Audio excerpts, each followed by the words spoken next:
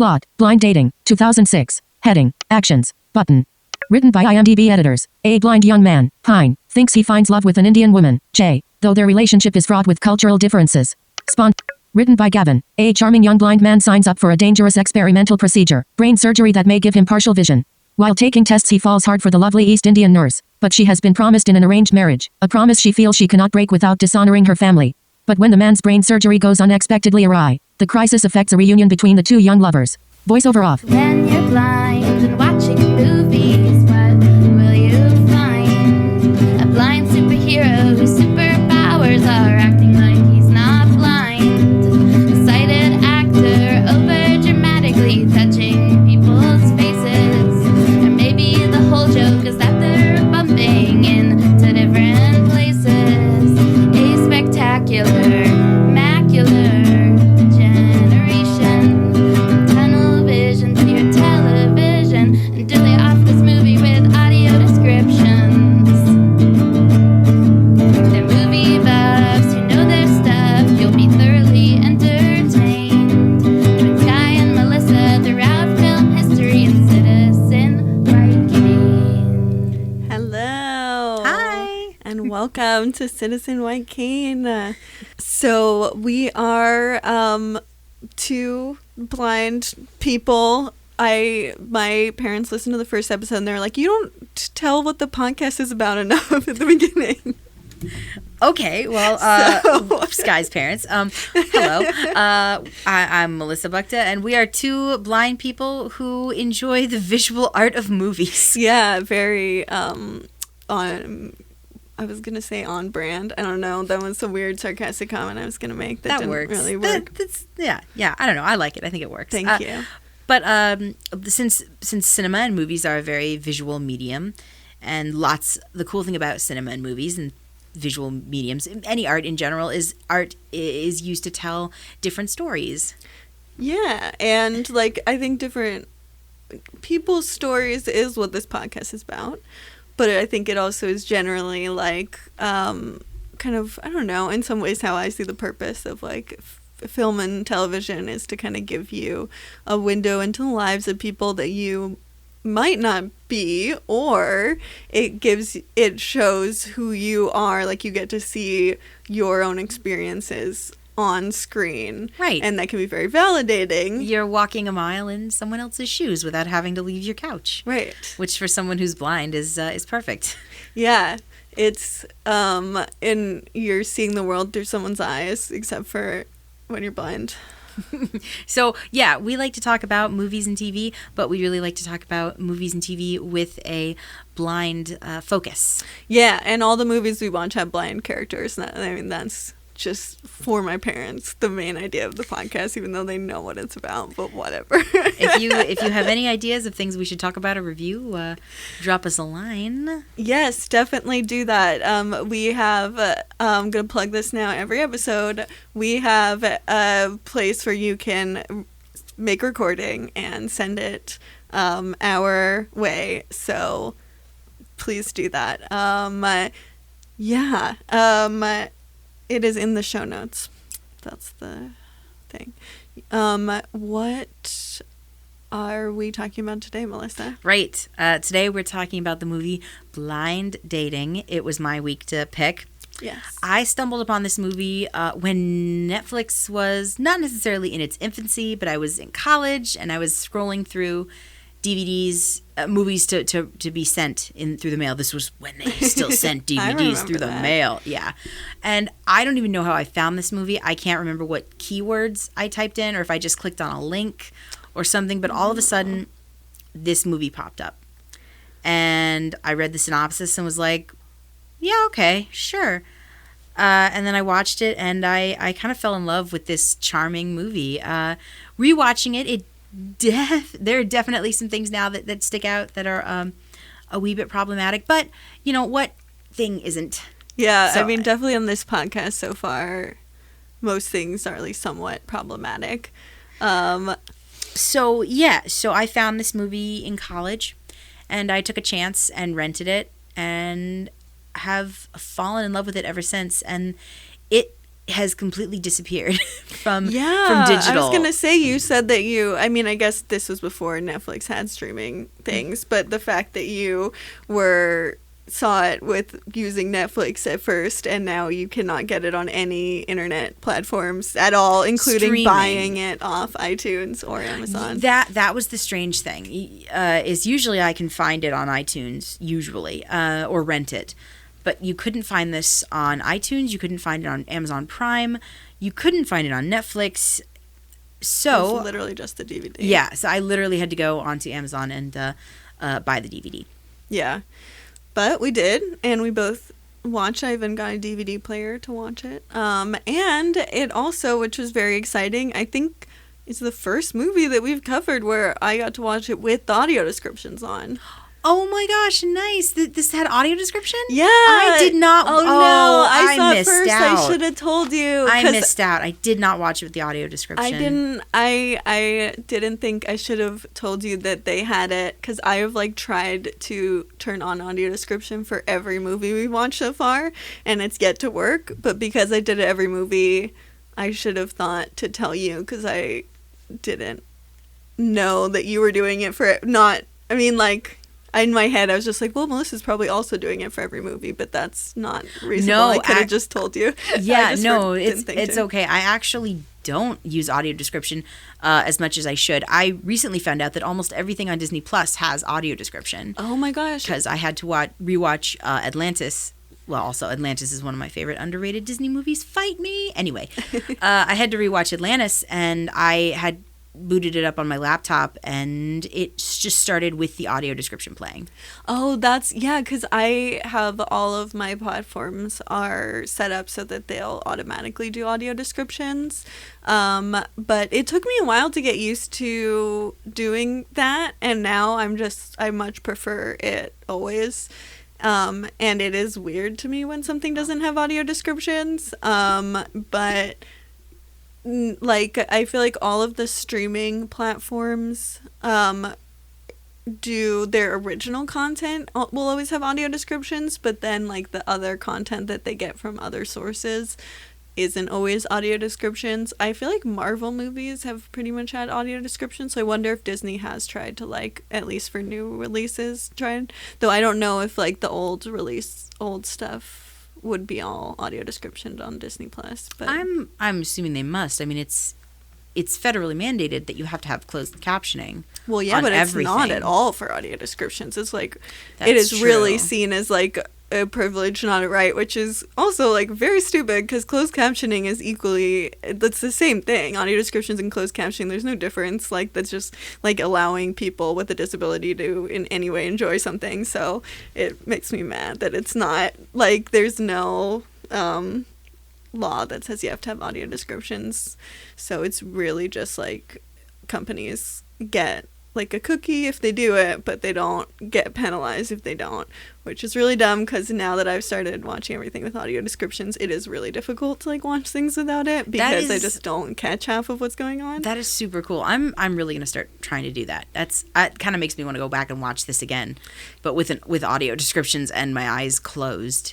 Yeah, well, I mean, even without, I feel like it helps to have that combo of the two things, because the audio descriptions are really good at giving you the important visual information, which is what I really like about them, because I think sometimes even just when sighted people watch a movie with you, they don't really realize what the important visual information is, because you when you make films, you're thinking about all the different things you have in the frame. But when you're watching a film, there's just important parts, and then there's not that, and there's kind of just mood visual stimuli. And so I think you can get some of that mood visual stimuli, but it's not relevant to the plot. And so if you have some sight, you can get that information, but you still aren't missing all the stuff that's relevant to the plot, which is stuff that I miss a lot. Even just subtitles especially is one that's it's very hard to watch something with subtitles without audio description. Yeah, well, the audio description on Atlantis was super nice, because I forgot the first part of the movie is spoken in Atlantean. I mean, they don't say much, but it's all not English, and it's all subtitled, and they read the subtitles to you, and I was like, oh, That is so cool. Maybe I can try and watch Parasite now. Who knows? No, I looked it up and they don't have audio description. This is what I mean. It should be federal mandated. It's funny. I never even thought about closed captions and how because in my head they're equally important because they're both like having the same function, and like now I'm mad that like one is a requirement and the other one is just like completely not. Audio descriptions are entirely like, which is also why it's shocking every time you're watching a movie about a blind person for this podcast. I'm like, even this doesn't have audio descriptions? Like you would think that they got blind people on the mind. They would have thought to at least try, but well, you have to remember that we live in a very visual world, and yeah. I guess it's just not thought about. Like why would a bunch of blind people be interested in movies? Which is why? Really cool. I'm gonna do the best segue ever. Which is really cool that Chris Pine's character in this movie loves movies, and they have this wonderful conversation at the restaurant about the temper and tone of people's voices. Timbre, I'm sorry, and tone of people's voices. Okay, that was one of the best parts of this movie for me, or like I think the most like how. That was the one where it felt so real. It was the most relatable, I think, moment, but it also was like especially relatable to this podcast. Yes. Where he's like watching Casablanca, which I knew it was Casablanca. Well, yeah, of course. Yeah. Oh yeah. Oh no, I've had to watch Casablanca, but yeah. I guess before we really dive in and dissect it. Just basic first out of the gate question. Did you like this movie since I picked it? Oh, yeah. So, yeah, I did like it. I was surprised. I think that I was actually kind of surprised in like how I think it did really try to get the experience of being a blind person, right? I was also thought it was really nice that there was a lot more kind of making fun of ableism, which I don't even know if we've really had a movie that's done that much yet. And so that was really nice because I think that, like, it is probably we're going to watch a lot of movies where they're making fun of the blind person, and I really do think that it's really important to have things where you're making fun of ableism because that is the more. Well, and this movie was about this character's blindness, and I've waxed poetic about how I don't think a disability should be that character's one note and how they should be more of a person. And I think this is a really good way of dealing with his disability and making it an actual part of the story. But it was also just really nice for the most part to see a very confident and competent blind person. Now, I think he made some stupid decisions, definitely, as a character. Yeah. But but as a blind person watching, obviously Chris Pine is a sighted actor. Watching him play a blind person, I'm guessing he must have consulted somebody or had a friend or another actor or somebody about playing someone who has no vision. Because I gotta say, he's pretty damn convincing. I thought, I'm trying to remember. I feel like I definitely wasn't distracted by. Now I'm like trying to think because I feel like now that we've been watching more movies about blind characters, I'm like less noticing exactly how the actors are playing it. Because we've seen some decent portrayals, but he does not wear any. He like doesn't really wear sunglasses, right? No. Yeah, so I think that it's also not really described what type of blindness or how, like his vision is never described. He's just blind. So yeah, I think he has no vision. I'm assuming he has no vision because we do actually. This was also, the first movie in I guess chronological order because the one we recorded last time is going to come out next time, so very confusing. But this is one of the first ones where you actually see what the world looks like to him when he does get, which I'm sure we're going to get into this a lot, but he gets like eye surgery. It's kind of implants. part of this. Yeah. Yeah. Basically, he gets a jumped up version of Geordie goggles, which I have used. Shout out to Geordie. Yeah, Geordie LaForge. But yeah, no, Yeah. I've actually used those. Nothing so severe as having an implant put inside of your head. I don't know if there's any scientific basis for that. I did my job and did no research for this before this. I know what I compared it to watching the film was a cochlear implant. It is very similar to that. Yeah. And I think that there probably is at least some it seems like probably not that inaccurate. Like, it didn't seem like super like sci-fi science. No, it stuff. seems believable. Yeah. It really does. Even though this movie is, I think, 2003, I will look that up. But even though this movie is not super recent, this procedure it seems very reasonable and rather, medically sound. He's not getting his eyes replaced, and I know there's surgery now where you can get your lenses replaced. People are getting their corneas replaced, and some blind people are having their eyes, worked on. And I don't think anyone is ever going to regain like full 100% sight, but they are given sight. Yeah. Somewhat. Right. And that's kind of part of what that's in the movie too, with the procedure that he gets, that they talk about, like it not being good vision. Like, and that's even kind of a plot point a little bit for like a short period of time. They're talking about how it's like, okay, we should probably get into some of the plot stuff. So we meet Danny, and he's a young kid, and I relate to Danny a lot because in the film, it's not really bluntly stated, but he's not brought up blind. Right. He's not. Yeah, he's raised sighted. Things obviously have to be adapted for him, and his parents don't raise him like he doesn't have. He has sight. Right. Obviously, he doesn't have sight. But he's raised, go run in the park. Go, his brother pranks him just like any other, any brother would do.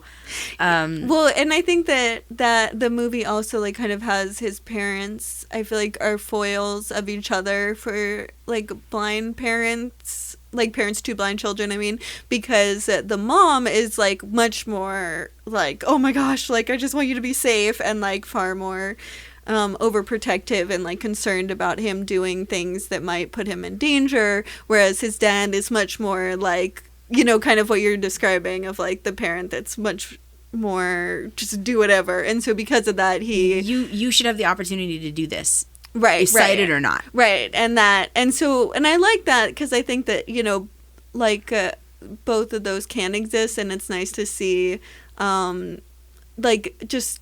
I think it can be like an easy narrative device just to have the two characters representing two different parental views of blindness. And so you also get to see you get to see each of them react as the movie goes on. And I like that too, because it gave it more of a real sense, and like a little bit more of a kind of, not that it represents all blind people, but it by having the parents have different perspectives, I think it also gave you a chance to see the different kinds of ways that people react to having a child that's blind, and I don't think you see that very often either. They feel like a really real family. I mean, it's Danny, his mother and father, his other brother Lorenzo, Larry, and their sister Marie. Yeah. And they're this really fun, boisterous, loud Italian family, but they just feel like real people. And Danny is this cool, somewhat confident, blind person, but what was really cool about Danny is he knows his surroundings. It's really cool to see a blind person just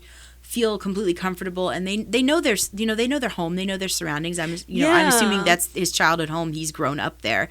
He knows how to he knows if I walk left down the street for 30, 50 paces or whatever, I'm going to come to the little bodega or something that he gets groceries from. That's really cool. Seeing him do it without a cane freaks me out. Yeah, I definitely, for me, that was something that I was going to ask you about that at the end of that, was like, because he doesn't use a cane, really, does he use one at the end? Yeah, actually, he starts to use the cane. At the if you end. at the starting kind of at the middle Oh, when he right, meets right. Lisa, and then when their relationship is happening, you do notice that he has the cane more and more. Because Danny, I wouldn't say he's ashamed of his blindness. Like, I don't think that keeps him up at night. He's not fully accepted. No, it. he's not fully accepted it. Yeah, and the movie kind of like, because I struggled like having not seen the movie before, so not really knowing how it ended.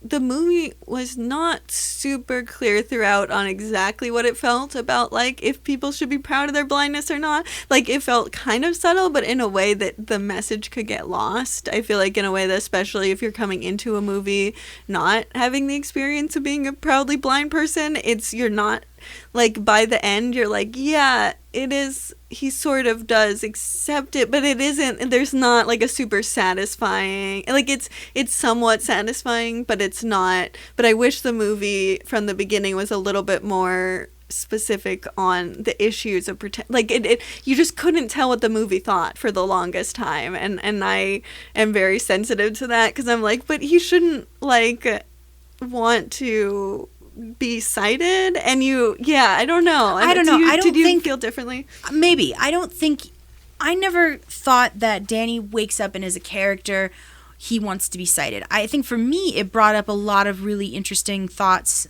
about disability and dating, or just disability and love in general. I was actually having a really interesting conversation with another theater buddy of mine, and we were talking about just love in general, intimacy, that sort of thing. And our culture has set it up, you know, and again, this is my opinion. I can't say I'm 100% right. This is just my opinion and how I've walked through the world. But if you are someone who is disabled, or if you are someone who is bigger, or who doesn't necessarily fit the quote-unquote standard of beauty, you are othered.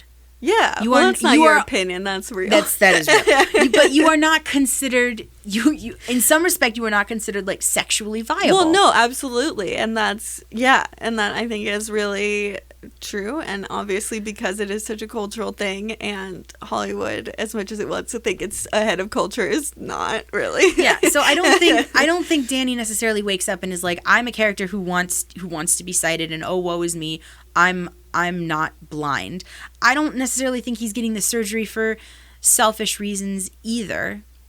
Yeah, because he does, and we kind of alluded to this before, but he is getting, like, going through a trial for a surgery to gain vision, which, because I'm pretty sure, like, because we see him as a kid being blind, and I don't remember. He definitely even mentions, like, I was born this way, because it seems like born blind. He was, but then he does actually literally say it in the movie, so we know that he was born blind. So this surgery, and I don't know, maybe I can explain it. I can't explain it scientifically, but I've used Geordie goggles before. So Geordie goggles, for those who don't know, Geordie goggles, if you think about Geordie LaForge's visor from Star Trek, Geordie goggles are kind of the same thing, but instead of having, in this movie, which I would call this a very, very advanced pair of Geordie goggles, it's goggles that you put on your face, a visor that you put on your face that is connected to a camera. Right. Like a movie camera, I've a used video those with camera. like magnifying glass. Yeah. I used mine when I would go to see concerts or theater or something. Oh, like yeah. actual performance. Right. And you can zoom in and zoom out. The problem with the Geordie goggle isn't, because it's not perfect. And that's what I like about this surgery is it's not perfect. And they even tell him that, like, listen, you are not going to see in high definition. You will get a fuzzy black and white image at best. Yeah. So, and there are snippets in the film where because obviously he has the surgery, but there are snippets in the film where we see what he is seeing. And that's pretty much exactly what the Geordie goggles were like. Mine were in color, but it was really hard because theater is hard to watch because if you think about theater, you have stage lights to deal with. That's why. So oh my God, I can't even. I know. So the closer you got, the closer you zoomed in, the more you lose the definition of someone. So I've had this problem and it makes it almost impossible. Yep. So I opted to just stop using the Geordie goggles altogether and just sit closer because I would rather see less detail and have everything not be disrupted and distracted and smudged Right, than right. be able to zoom in far, far, far, far, far and have the image get worse. Well, and you also, like, it's very disorienting, too. Like, when you zoom in, and I've really struggled with this because it's, like, that's your entire vision and it's the world. So it's also just, like, your brain is, like, what is happening? Like, because it's not natural, like, vision. And, like, if anyone who's made a film knows, like, the more you zoom in, the shakier it is. And so, like, a very zoomed in image is going to be super shaky. And so it's very, very difficult to, like, really use it. So, and yeah. So in this movie, Danny's version is the goggles with one of the eyes has an actual camera attached to it, and there is an implant that is implanted in his head, in his brain, basically. Right. It's not super duper specific about like where it's going. It's in the like visual cortex. In the visual which it cortex. Is true that your mind, like that Gorillaz song where it's like you don't see with your eyes, you perceive with your mind. It's accurate. Yes. I mean, you don't see with your eyes, and that your brain does it. I'm glad you can confirm that, because I was like, I don't know. That's why people who have like I think there is like different disorders that are like specifically visual cortex disorders for blindness. They cause blindness where it's not like your physical eye is damaged in any way, and so like. I went a decade with, like, my literal eye was damaged. So someone who was smart enough, who was an eye doctor, could have easily figured this out, but they didn't. And so people with visual cortex problems, it's even fucking worse because their eyes are, like, quote unquote, should work. But because of your brain is where the problem is in the visual cortex, then they, like, it's super inconsistent what you can and can't see. And so, like, apparently people who have like it's neurological blindness, like it is even worse because doctors won't believe you. But that's my doctors don't believe blind people spiel for the moment. For the day. But it is definitely. Dear doctors, please believe us. Yes, exactly. Yeah, so this implant is supposed to stimulate his visual cortex, which is supposed to get the camera to work, because you notice his eyes in the movie and nothing was doctored. They weren't doctored. He wasn't wearing special contacts, like, to make him look quote unquote blind. The visual language of blindness, which is a cloudy eye or an eye that doesn't go in the right direction, or sunglasses. Right. Usually it's sunglasses because you don't want to, do something to an actor's eyes that could hurt them. Right. But Danny doesn't wear any of that. Yeah, and you know what I'm realizing right now, because it had audio descriptions, I think that's why I noticed his eye lines and stuff less, because I don't notice. That's really interesting. I think I process movies slightly differently, because I realized for this one I have much more my memory of it is in like the part of my brain that does sound and less in the visual brain, because I wasn't using my eyes as much to see it. So that's part of the reason why I think I'm having trouble remembering where his eye lines were. But yeah, I don't remember. I guess I was just so wrapped up in the story and watching him physically, right? What he was physically doing. I wasn't really not necessarily looking at his eyes all the time. And I mean, maybe is that good acting or bad acting? I mean, if we weren't noticing, it wasn't noticeably bad, I guess. I would say I thought he was pretty good. I thought he was personally. Definitely, and I mean, really, ideally, I guess we shouldn't have to be really focused on it. Like, I think maybe that's a good thing if we don't totally notice, because it means it wasn't like glaringly like what is happening, and it also just like the movie was engaging enough that it wasn't something that we were like really honed in on, because it like we were either not like, I think you notice it more when you're not buying someone's performance, definitely. And also I think the movie was just like doing a lot more of the work of like actually centering a blind person's perspective. Yes. And so I didn't feel like I had to be as like kind right. of I mean, that. to use that language, like I bought Chris Pine. I bought Chris Pine as a blind person. I bought it. And also, you're rooting for his character. Danny is really sweet. He can be a jerk, but he's right. Actually really sweet guy. And he could be a jerk, and like I like that he was a jerk in ways that were very blind people would be a jerk like this, Like he felt very much like he was just like a human. Like in some ways he was like kind of annoying in the way we are. Like, you know, like, and that's not a bad thing, but it felt much more like it was trying to be genuine and far less like it was trying to be like, what would it be like to be a blind person? Right. Like, it felt far more like it was just like the people writing it maybe had someone close to them that was blind. Like, it felt just more coming from a place of like, these are real human beings, and maybe they would be the star of a movie, you know, like the main character in a story, like, basically. And basically the whole plot, the whole conceit of the movie is Danny feels, you know, he's 22 and he feels unfulfilled in his life, and he's a virgin, and he wants to, you know, put himself out there and date, which is fine. It's something I can't say every person wants, because I'm definitely not in that category, but it's something that, you know, people want and people should be allowed to do. But if you are a disabled person, it's a lot harder, and it's different. Yeah. It's definitely, as someone who is like, does want to be in relationships and date and all that stuff, and like, that's definitely something that, like, I can relate to all the difficulties of doing that. And I think there's also, on top of that, I think being a guy, there's a weird different layer too, because I even though I definitely have had so many very weird experiences with people sucking about blindness in dating and stuff, I think that for guys there's a weird power dynamic of like you are in a relationship, like, it's theoretically, if you're dating women, you are kind of expected to do certain things or have certain, like, quote unquote competencies, and this is all, like, you know, societally, you know, it's what's the right word, just made up, basically. But it's still, I think that you kind of deal with a weird dynamic of just like dating women who are expecting you to have, like, drive. I don't know. Like, no, just I get it. That I think I got it. Yeah. In the relationship, when you're dating, some women might expect the man to steer the ship. Right. Or maybe that's the relationship that they want, you know. Yeah. And I think that also, like, but being but then you get into, well, what is a man?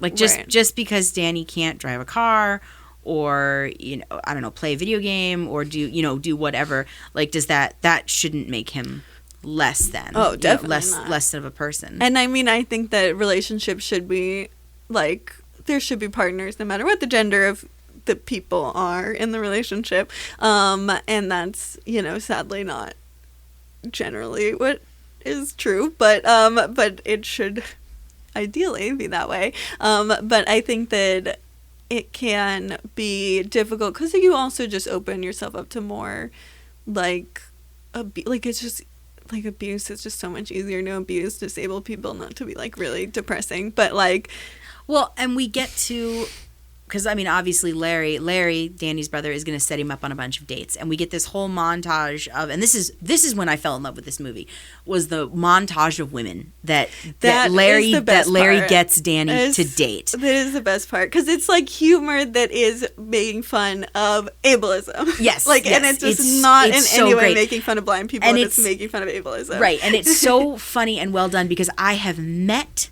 man or woman, I have met all of these people. I have been in situations. Well, okay, the second woman maybe not so much, but I've been in those situations. Let's go through all of them, because I want to remember. Okay, the first one is, I think, the one that I found the funniest. That cries. She sobs through the entire date. So Larry's Danny's brother is a limo driver, so he has a limo at his dispense.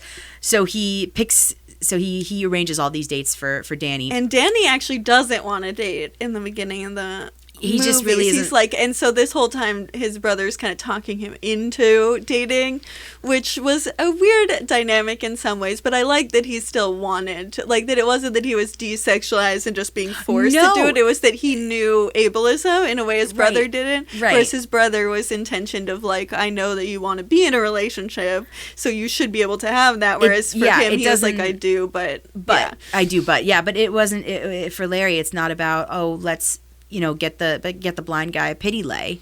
Right. You know, it's... But that's how he was interpreting it. Some of them, I think so. Yeah. Or like, or that's how. What is think- Chris Pine's character? Danny? Danny. Yes. I never. Thank you for always remembering that's okay. characters' names. Danny. Like, I think he doesn't like he like doesn't want to date because he is feeling like they will be pitying him. Right. He doesn't want to feel less than. He wants, well, and just like when Larry's like, hey, I know all these hookers, like, let's just get you laid. You know, let's just, you know, pop that cherry. Let's cash in your V card. And Danny, you know, he's just one of those, because I'm not going to say like you are wanting to wait for a relationship makes you a better person. I don't believe that. I'm not going to say that. But Danny wants a relationship. He wants like to, you know, he wants to get to know somebody. Yeah, he Yeah. wants a romantic relationship. So I get that. I think his brother was I don't know. I kind of liked him. I feel like the movie was I a liked little his bit brother meaner too. to him. He was kind of. I really think liked his 'cause brother. He did the one thing that was kind of like a framing thing, was he would give Danny poop and be like, "Here's the thing," and that was like. I was like, not cool, dude. No, but Like- he's Danny's asshole It's little brother. definitely Older wait, brother, was he sorry. older? Yeah, he was older. Yeah, older well, brother. it's true. As an older sibling, you gotta fuck with your sorry, Winter. But, Yeah. but it is. But I feel like the movie, and I mean, I think mostly just because Danny was like more annoyed by him, and I was like, but he's like his friends who are sex workers, and he drives a limo. I mean, I was like, there's nothing. None of this is really that questionable to me. I found it very endearing. He's very sex positive guy. Actually, yeah, he is. And the sex workers in the film, yes, they are absolutely used for comedic intent and for comedic services, to serve comedic scenes. But I don't know. I never really thought that the movie was talking down to them. They're just I think it was people. kind of using social stereotypes in a way, because I think this movie generally had the right idea about most everything, but it sometimes wasn't very good at completely projecting that perspective. they're very one-dimensional characters. Like I can't remember any of their names, and you really don't. The you know, sex they're- workers. Yeah, there's most of the only sex like workers. a couple of them. Yeah. There are a few weird things with like people being overly sexual that was like slightly questionable. Well, that gets into But, gets into all the women that Larry Right. sets up Danny with. So okay, let's go through these. So we have the crying one. Very and we should explain, she cries the entire time The because entire she time. sees that he's blind, I think, or maybe Yeah, she already knows. I can't remember which one it is. They're in the limo, and I think Larry brings it up. I can't exactly remember either, but But she the finds out he's second blind. she hears he's blind, she just starts sobbing, and then we see them at the dinner place, and she's still sobbing, and like she'll like stop crying for a second, and then Anything that he says elicits awful sobs from her. Yeah. Like it's just she just pities him and he's so just sitting much. there being like, oh my god. Being trying to be a normal person. Yeah, which I really like that, because you like can laugh at her in a way that is so like you're laughing at her because of the ridiculous ableism, and it didn't, because I think also like it's because he's dating women and he's a guy, there's like you can slip into sexism, like, or like you not slip into it, but you can accidentally dip a toe into it because you already have that power dynamic, so you want it to be ableism that we're laughing at. And I feel like that one was really good at being like, this is dumb because of ableism, and it's not like because she's a woman, that's just this Right, is no, a stupid thing that people do. Yes. I think I've had people like I've never had anyone sob at me, you know, after finding out that I'm Yeah. blind. Like I think the reaction is taken to the nth degree for comedic effect, Yeah, which exactly, is great. yeah. But I've totally been in that situation, and I think at one point he says like he's trying to get her to stop crying, and he says, you know, I put my boxers on one leg at a time, and she looks at him and goes, "That's so brave." Yeah.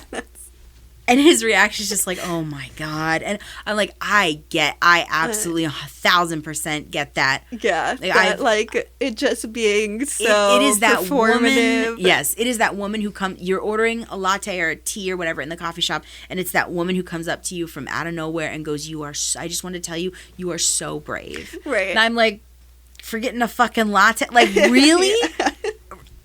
And then she's just so and she thinks she's just done her good deed for the day. And I'm just like, if you can say I am brave if I don't know, if I'm paraplegic and I rescue a box of kittens from a burning building. Well, that no, is just brave. if you rescue you don't have to be anything. I don't have, no, you're right. You just rescue, you can be sighted and abled entirely, and that's brave. I mean, bravery is generally, also, I think brave and inspirational are two words that maybe like disabled people just don't use even in context where it might be appropriate, because we're like, oh, we don't want to hear, we don't want to use it even if it's totally like someone doing something that is brave, because they're, you know, running into burning buildings. I mean, it's, I guess, mostly running into burning buildings, but also then you're just like, that was really kind of you to do that. That's another way of saying it. Yeah. So the second woman, and I think we only know her as like Big Mama, because she calls herself Mama. I don't know. They don't really have names, but that's fine. I mean, you know, it's what it is. Because, I don't know, they introduce him.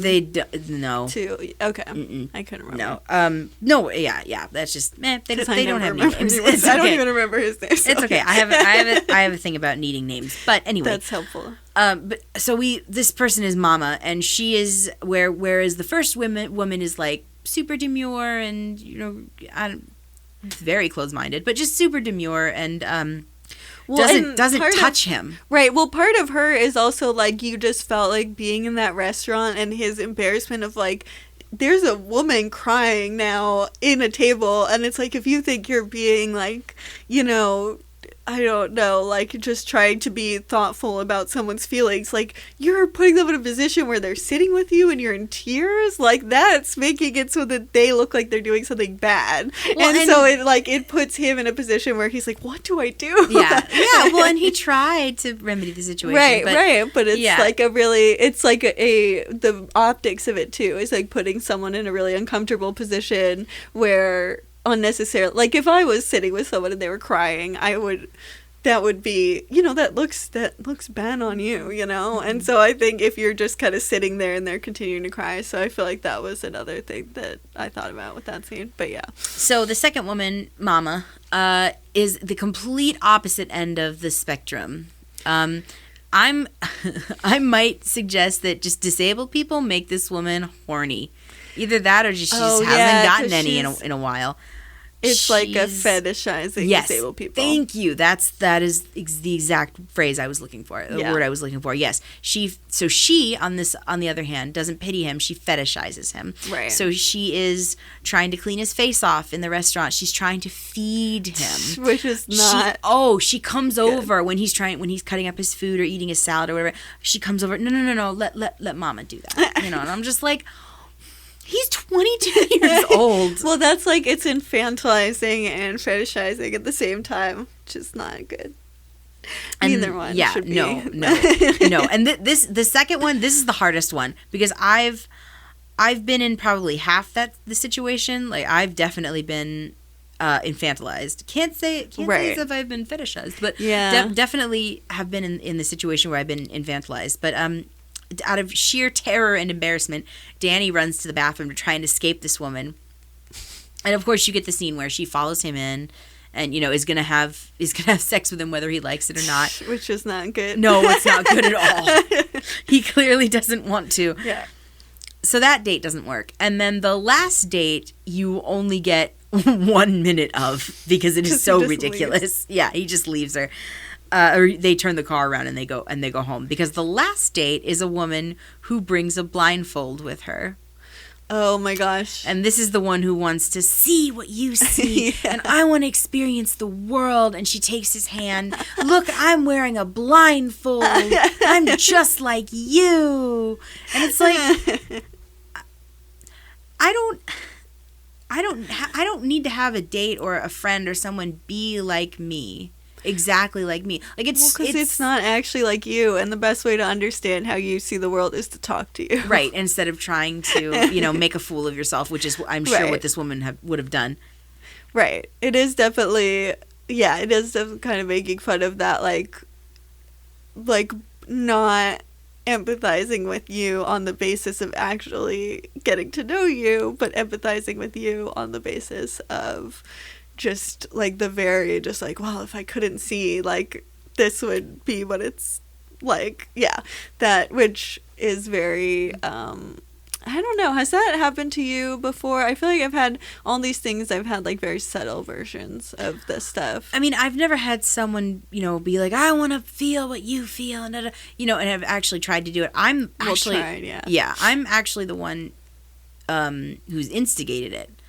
I mean, I used to, so when I had orientation and mobility, which is so instead of taking gym in high school, I took orientation and mobility, which is basically the class that shows you how to get around. Oh my gosh. I can't drive, so I can't take drive. So I'm not taking driver's ed or anything like that. I'm taking a class that's showing me how to plot out where I'm going on a map, or make a tactile map, or how to cross the street, how to recognize. I literally had to play like dodgeball and was like, this fucking sucks. I can't do this. Oh no, there's a sad ending to this story. Don't worry. Okay.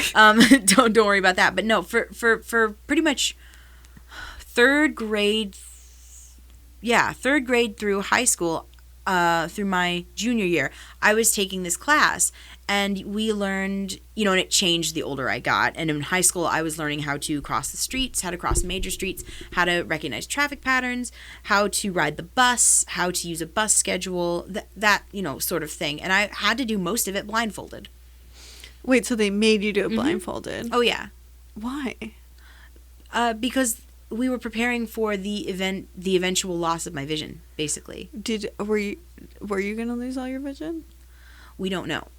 Oh, okay. I'm at the point where I'm fine, or it could slowly get worse, or I could wake up tomorrow and be blind. So you really don't know? Mm-hmm. We don't know. So we had to do everything. So we had to plan for everything. But that everything. seems a little silly, because it seems like it would be more helpful to do that kind of stuff when it happens.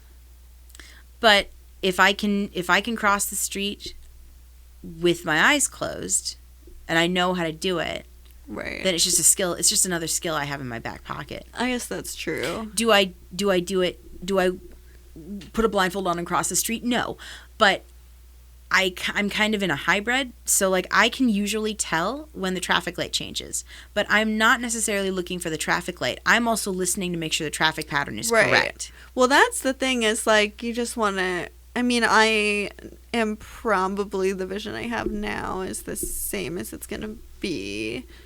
But like I've already done all the losing of my vision, but I at a certain point was just like, I'm just going to use my eyes as little as possible. But it wasn't that I needed to, like, I'm aware of when I am using my eyes for things, but I just will always pick something where I don't have to use my eyes when I'm given the options. And so I don't know, it seems weird to be blindfolded to like go and do stuff. I mean, do you feel like it was helpful?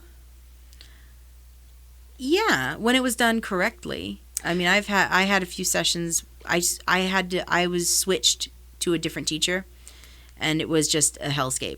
Luckily, I got my old teacher back, but the poor guy, he also didn't pass his exam, his certification exam to become a certified teacher. Wait, the teacher that you liked or didn't like? Didn't like. Oh my gosh. So, whatever. But it was humiliating. But am I glad I went through everything? Yeah, because I am I'm confident with a cane. I'm confident with crossing the street. My problem, and I think why this was done to me this way, is my problem is if you don't know I'm blind, I'm really good at passing it off. Yeah. I am too, yeah. And then 10 years was undiagnosed. Yeah. But then something will happen, and I will give it away. Right. Well, that's why I carry the cane, because I'm like, because all my things are always when I have to deal with another human being, and then I'm just like, this is, I don't want to have to fucking tell you who I am. And if you take one look at my eyes, you'll know something is different. Yeah. And that's when it all falls apart. Or I ask for help. Oh my God, well, Safeway. It happened at Safeway. I went up to customer service because, with everything going on, all their cleaning supplies are picked over and everything is put in a different spot, and it's stupid. I needed a bottle of dish soap for the sink. And so I went up to the customer service and I'm like, hey, I just need a small bottle, like $1, like in the 99-cent ones. I just need a really small bottle of dish soap. And she goes, oh yeah, did you look on aisle blah blah so and so da da da, you know, and she wasn't trying to be mean. She just, No, of that's just how course. she responded. And I kind of looked at her and smiled and wiggled my cane. Like I held my cane up and wiggled it around, and she's like, oh my god, I'm you know, I'll let me get it for, you know, I was like, I can walk there with you, it's fine, you know. She's like, no, let me Right. get it for you. And I was really tired, so I was just like, okay, that's Whatever. fine. So she brought me the one I wanted, and I paid for it or whatever. But sometimes even with the cane, people don't always know. pay attention. Mm-hmm. Yeah, I've definitely, well, because sometimes when I have Samwise with me, I don't bring my cane places. So if I'm ever dealing with people, I have to be like, I've just gotten to a point where when I need to see something and I know it might be on a board, I will start usually by being like, I am blind, is there a thing? Or I might be like, where is this? And I'm blind. Like, you know, like, I'm sorry to ask, I'm blind, so I can't see. Yeah. Or I'll just say I can't see anything. Because sometimes when I say I'm blind in the past, when I didn't have my cane, before I got a cane, people would think I meant I didn't have my glasses. And so I, at a certain point, started just saying I can't see anything, because I figured that was more descriptive. Yes. Like, so people weren't thinking, like, which is very funny because I can't see anything. Yeah. Is sort of not true in a way that blindness is true, but yet people don't misinterpret I can't see anything less than they do when I say I'm blind. I didn't actually get a cane until middle school because, again, I was raised sighted. Oh, I got a cane when I was 23. Okay. Yeah. Okay, so I've had mine You've had longer than yours. much That's longer. interesting. Yes. Yeah, I don't know. I honestly don't know what I would do without the cane. Sometimes I get mad at the cane because it does slow me down. I walk at a slower pace than people do, or at least I haven't figured out how to walk fast. So fast with the cane. Oh my god! Because I have I'm long just one. slow in general. So. Right. And that's the thing. It's like I have my peripheral vision. I need to walk fast to be able to see the world around me. So I get very disoriented when I'm not walking fast. So I need a cane that's much taller than I am, because like the bigger, longer the cane is, the faster you can walk. Oh, that's interesting. Yeah. I don't like a long cane. A long cane drives me crazy. So then you couldn't walk as fast. So I don't walk as Yeah. fast. Yeah. I don't like a short. Obviously, I don't like a short Too cane. short. But I really don't like Why a do the super long long ones? cane. Is there a certain reason that they are annoying? I just don't like having a super long, like 3-foot stick out in front of me. Just because you're more likely to hit something, Maybe. or just like like a person or something. Yeah, I mean, it's just. Yeah, I don't want to say like, oh, it's an aesthetic thing, but maybe it kind of is. I've tried longer canes. Well, that's, I mean, I don't. there's nothing wrong with having a preference. No, no. I guess I just don't like having all that extra stuff. Like, you feel like is it like, is it a functionality thing, or is it a feeling of like you don't want to take up that space? I think it boils down to I don't want to take up that space.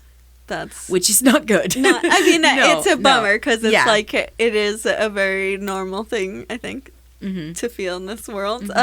You know, but Maybe it isn't. maybe the solution to my problem is to try a long cane and see what happens again. Well, I mean, I think it's good if you want to walk fast, and like, because for me, I don't think if my cane was shorter, I wouldn't use a cane, because I'm like, if I can't walk fast, that's more disorienting. Like, the cane really helps me, but if need to walk slow, it's not worth it. Yeah. for me. Well, and I think I'm at that really weird halfway point where I'm still relying on my vision, Right. and I should be relying on it less. What do you feel like you rely on your vision the most for? Like, Navigation. navigating? I I mean, mean, it's well, hard, you know, too. I read books, and I use, I tarot cards and make things, and so I do use my vision. I play video games and that sort of thing. Right. But as far as like navigating the world, yeah, it's primarily navigation and so I navigate by landmarks. I don't Right. memorize or know or care about street names. Yeah, I can't I'll do that memorize. either. Yeah, I'll memorize big street names like Powell. Yeah, because I yeah. live on that street, and Right. that street literally crisscrosses the entire city. So Yeah. I know what Powell is. I know what Burnside is. Right. But as Or like the main thoroughfares. yeah. But as far as like Freeway 205, I don't The give a freeways, fuck. I'm like, blind people don't know I don't freeways, care. guys. Yeah. Like, we have no reason to know this. Like, there's Yep, just no yep. reason. Yeah, I know like the bare basic minimum of streets. So when I'm trying to figure something out or I'm navigating, I'm using landmarks primarily. I do that as well. I definitely will.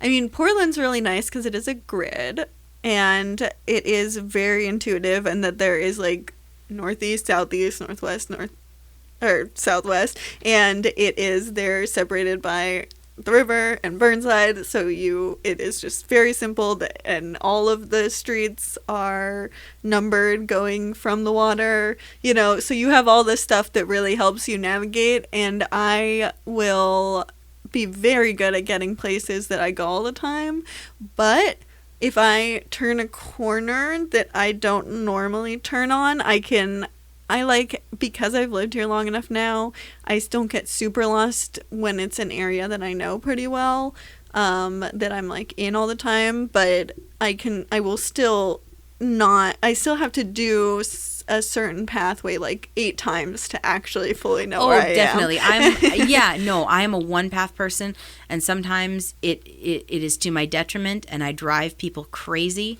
because you have to go. I have to go a certain way. Well, I think that's like every blind person, because it's just like you learn how to do it, and if you don't, like, there is like a walk that I do to my work where I like one time turned like one street before I would have normally turned, even though it's still like on the way. I wasn't like going any wrong place, and I overshot like 3 blocks because I was like, oh right, I'm not gonna see the landmark that I know because I'm one street over, and so I like completely overshot, and it's a place, it's a walk I've done like 50 times. Yes. Oh my God. I've done that too. Downtown used to fuck me up pretty hard. Downtown's still, weirdly enough, even though I work there, one of my other works is there, and I still get I struggle with it a lot. I'm surprised at how hard it is. Yeah, I've learned from riding different buses and getting off at different stops. Yeah. I very slowly have pieced together a map of at least my neighborhood or the places that I frequent in downtown. I've put them together. And I'm like, oh, this street is actually literally just behind. Right. Like I'm going to the movie theater, and I'm walking home from Fox Tower from the movie theater, and I can walk home the way I always walk home, which is past the museum. Or if I go one street over, I can walk home past Columbia, and that will also get me to my bus stop. This is so specific, but I literally have had so much trouble with that specific directions from there to the buses. Oh, really? Anyway, I mean, it's if I have to find a new bus stop, I am fucked. I need to either practice a day in advance, or I need to find a different way, because sometimes if it's a new stop, I just can't find it. Yeah, when they move stops around, I get so mad. Oh, that has done me in a couple of times with all the construction and everything. Yeah, it makes me so mad, because it's just like blind people can't handle this. Like, we are just not equipped to deal with this. We learn over time. Like, we get lost so often, and one stop, like, if you tell a blind person to get off at the wrong stop, there's been many times where other blind people I know have spent like an hour and a half just gotten off at the wrong stop and just like winding up going home, because it's just so upsetting, like, that you're like, I literally just wasted an hour and a half of my life being stressed out and not knowing where I am, and like literally just because they moved a fucking bus stop. And it's like something that so many people could like be like, oh, this is not a problem at all, and like, so it's very frustrating when it just completely derails your life for a time period. I think that's why it was so cool and scary to see at the beginning, to see Danny walk the path, and to see him in the doctor's office. And I'm like, you know what? If these are places he knows, and he's been going, we're going to assume he's been going to the same doctor's office for years. Right. He probably has everything, memorized everything, the layout and everything. Now, he kind of sort of makes an ass out of himself because he's not using a cane. Right. And he's, he doesn't see the toy. So he walks into the doctor's office, no cane, nothing, but he's got pretty much everything memorized. And he yells out for the secretary who isn't there, for Doris, the secretary who's not there because she's on vacation or something. And he is being very rude. Yeah. Yeah, and he trips over this toy or whatever that that this kid, a little kid left or something. And I mean, he like his legs go out from under him, like he falls hard. It hurts. And I think she says something to him like, "Oh, you know, didn't you see that was in your way?" or some like she like said something kind of rude back. Didn't didn't you see that? She seems real mad too. It doesn't even feel playful because he's also really mad. Yeah, like this is the weirdest reverse meet cute I have ever seen, because she is Lisa, played by Anjali J, and he comes back with the pithy response, I'm fucking blind. Right. And then she's like, "Oh, I'm sorry," which also I was confused, like, isn't this, he's going to his eye doctor, so you would think that would be the most likely someone would assume that he's blind. Like, because I guess it's not clear. It seems like what they do at that place is they help blind people. So that, to me, it didn't make any sense. Yeah, I don't know. I thought it was like a clinic or something, because he also I'm assuming he goes to therapy there as well. I don't think so. Oh, yes, we didn't even talk about the therapist. Oh my God, the therapist. I did not understand why that was in the movie at all. Yeah, so the therapist, played by Jane Seymour, who's actually, I mean, she's a great actor. Like, I grew to like her. But at first, this is where the movie gets into a few rough patches, because a lot of the women, except for Lisa and Danny's mom, are very one-dimensional. Yeah. They're just not deep characters, and I really don't enjoy the trope of like the therapist wants to have sex with their patient, or their patient wants to have sex with their therapist. And so the joke is, and it's played for a joke, is when Danny goes to therapy, she takes off her clothes. And because he can't see. Right, because because she's fetishizing him. Like, right. it gets her off. But it definitely sucks, and I feel like this is something that very recently people are like, oh, maybe Hollywood should do more to like actually represent the reality of like what therapy is like, instead of like all of these like really problematic things. Because I think it is really important, you know, even though like therapists are not a, you know, marginalized identity of people, it's still like people who like seek out therapy can be marginalized, and sort of make this, it's so far from the actual reality of what therapy is like harmful. Yeah. The one thing she does have going for her is I actually think she's a decent therapist. Well, as far as like her character, right. No, well, that's a whole other thing. But it just like, it doesn't make sense. I don't know. It doesn't. She has no, it doesn't. But she has Danny's best interest at heart, right? You know, and she doesn't try and have sex with him. Right, you know, it's just like exhibition. It's the act of being an exhibitionist. Did you like? I mean, is it just like the idea of her fetishizing him because he's blind? Like, I couldn't even really figure out, other than I guess that like why that was even in the movie. I don't. Yeah, I know. This doesn't. No, it's hard to place, because it's like I'm not sure if she wants him, because he said, because he hears her skirt hit the ground, and he's like, "You naked again, Doc?" Like, this is a normal, like a normal thing. Is a normal Which also, thing. I'm like, I would just not ever go back to that therapist if that happened one time. I think this might be one of the things, like, if we pick it apart enough, we're gonna come to the same conclusion, which is it's a movie. Well, I mean, yeah, but therapy, but it's not a good trope. Like, I don't enjoy that. Well, it's also like why is part of what I was trying to understand. I was like, I don't even know what this is making fun of, really, other than just like not like doing a very good job at making therapy seem legit. You know, like it just makes it yeah. But it's weird because she does help him. And which is also part of why I'm just like, why is this in this movie? I don't know, because like the doctor is a perfect character on her own. Well, not perfect, but she's a great character on her own. So why does she need to have this thing? I mean, maybe it's used, the way it's used is to introduce like, Danny's just terrible with women. Wah, wah, wah. Like, these women not are even like women are terrible with Danny. I feel like it's kind of more what the movie's trying to do, because it's like the idea that like, by being a blind person, like, people just can't deal with it. Like, it definitely comes from like a straight blind male perspective. Like, and I think that there is like, it definitely is all three of those things. Like, it does feel like it comes from a blind perspective, but there is like a perspective of women being very hard to penetrate, and like very difficult to navigate. How to date women is kind of another part of what the movie is saying, and that part is, I mean, harder for me to relate since I do not date women. So I was very kind of confused on that, and I'm also not someone who's never had the experience of being read as female either, so like I just it's a lot harder to fully understand that perspective of just like, well, women, they're weird. Like I don't fully understand them, which is kind of part of the movie. I mean, yeah, and maybe it's to illustrate that women are these foreign bodies, you know, to Danny. Like I'm like, and like literally, and then he can't see. Yeah. I mean, obviously, because yes, he can't see, and I'm assuming he's never touched her. You know? Also, kudos to this movie. No face touching. Yes, or when the face touching happened, it was for a joke, or it was for a legitimate reason. Like, well, wait, what was it? Because the joke the joke, blindfolded girl, the joke with the blindfolded girl. Talks about, and then yes. What was the other time? When he has the surgery and his scene with his family.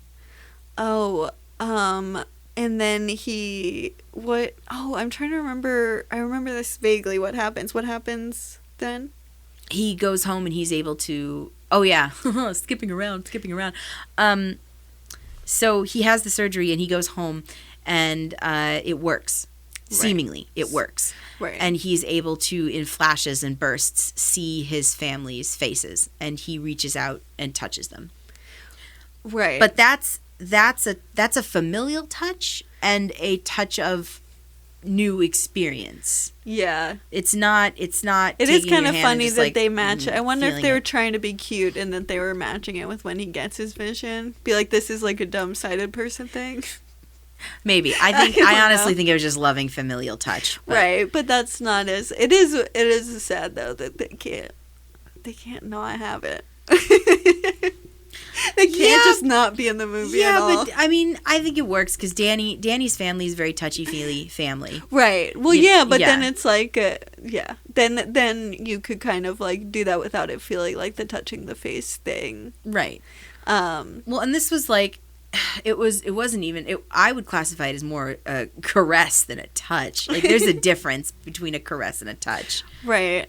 It is. It's interesting because in the movie, like, to kind of go off that aspect of the plot where he gets his eyes fixed, is then like very soon after that the machine starts to give him massive headaches, and his brain and the machine just are not cooperating anymore. Right, because it is like an experimental thing where he's like one of the first people to get it, and that's a lot. Most of the movie is like him being, and why he needs a psych evaluation for the therapist is like because he's in a trial, medical trial, like, and it's not something that they have any real clarity on if it'll be safe, like, and so there's also like throughout it I'm like, he shouldn't do this, like it could, like, it's the vision, you know, and not because the vision is bad, because that's kind of one of the things they posit, but like he could be actually much worse off, like just in that his brain, like they could do damage to his brain, or like they're like it could even kill, like it's brain surgery, so it seems like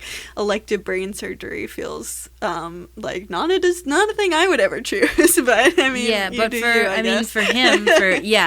for Danny, he thinks, at least this is the vibe I'm getting, he thinks that this will solve his problems. Right. You know, he'll have vision.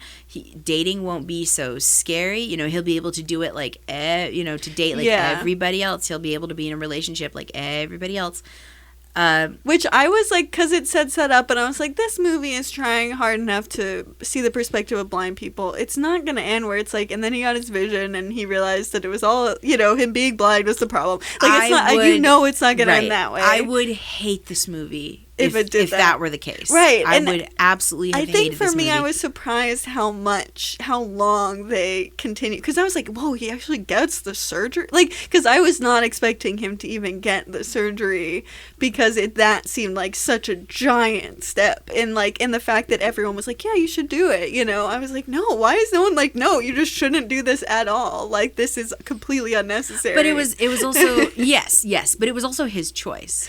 Right, but I think everyone else was like, but the mom was like, you should do, she was worried about him. No, wait, now I'm trying to remember, because she was very worried about him, and then when he got the surgery, at first because at the beginning of the movie, the parents find out about the surgery, because he hasn't told them that he's, like, because they have to go through this whole process that's most of the movie of him, like, trying to see if he can get it, even be part of it, of the thing. And his parents, he doesn't tell his parents, they find out because they get a voicemail about the surgery, and they're like, this seems very dangerous, and they're like worried about him at first, but then they're pretty quickly like, no, this is what you want, and this would be good. And then in the middle of the movie where he's kind of like not being as studious, and so they're like, because you're not showing up to appointments, we need to like suspend, we don't know if you can actually be part of the trial.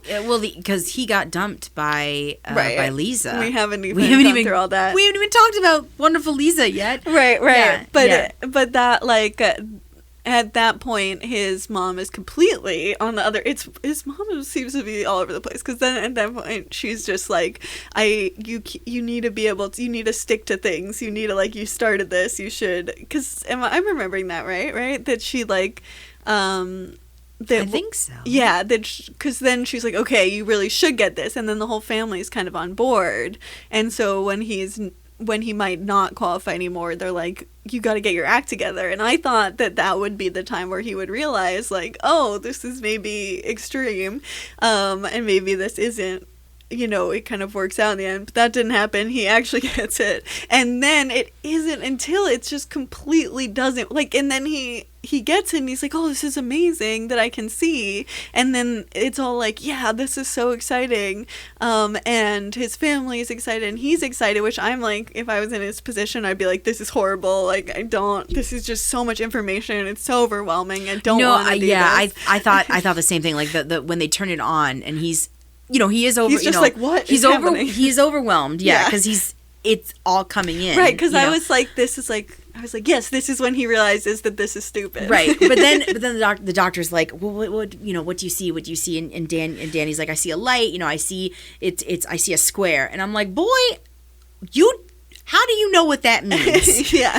I'm sure you felt a square. Like, right. I'm sure, but translating something from feeling to sight, it's like because at least to some extent they're like, he doesn't understand. He's like, what? There's some big object in the way, or something, right? Right, but it's light.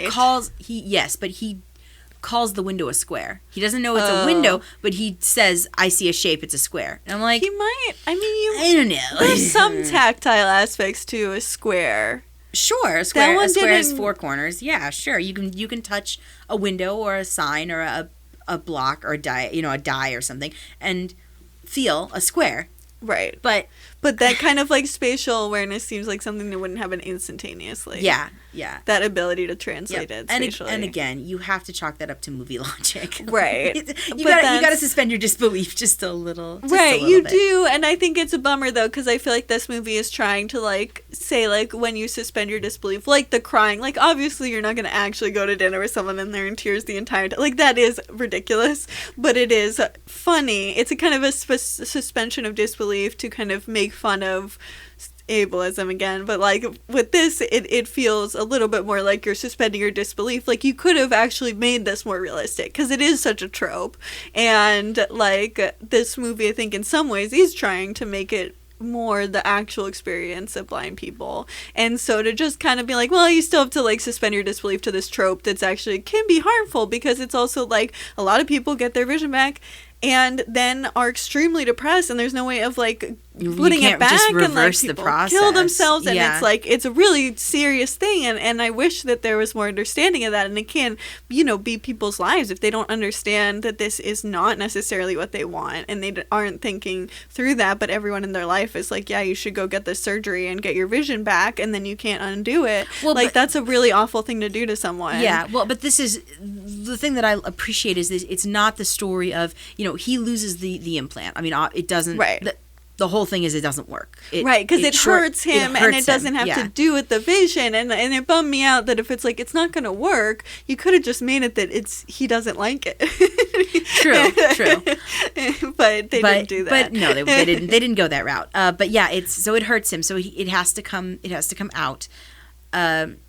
And when eventually when it does, and we'll talk about the ending, I'm sure, but eventually when it does, it doesn't become a story of he's sad because he gave up vision, or he has to readjust. He just goes back to being Danny. He goes back to being a blind person. Right, and I did like that it didn't feel like the movie was, I did like that the movie did not make it seem like this was, it seemed kind of like Sight was just like, whatever, it's like a hat, you can take it on, take it off. It's like, it's still the core of him was like restored in the end. It felt like that, at least the fact that that whatever way he wound up losing it, it still did not, he wasn't broken up about it that much. Right. Well, I mean, he it's a very happy ending. Well, yes, but we should talk about Lisa, his relationship with Lisa. So amidst all of the shenanigans with the girls that Larry is trying to find and trying to set him up with. Oh, we didn't do the last shenanigan though. Right. No, but that comes. We will. That comes after she lets him go.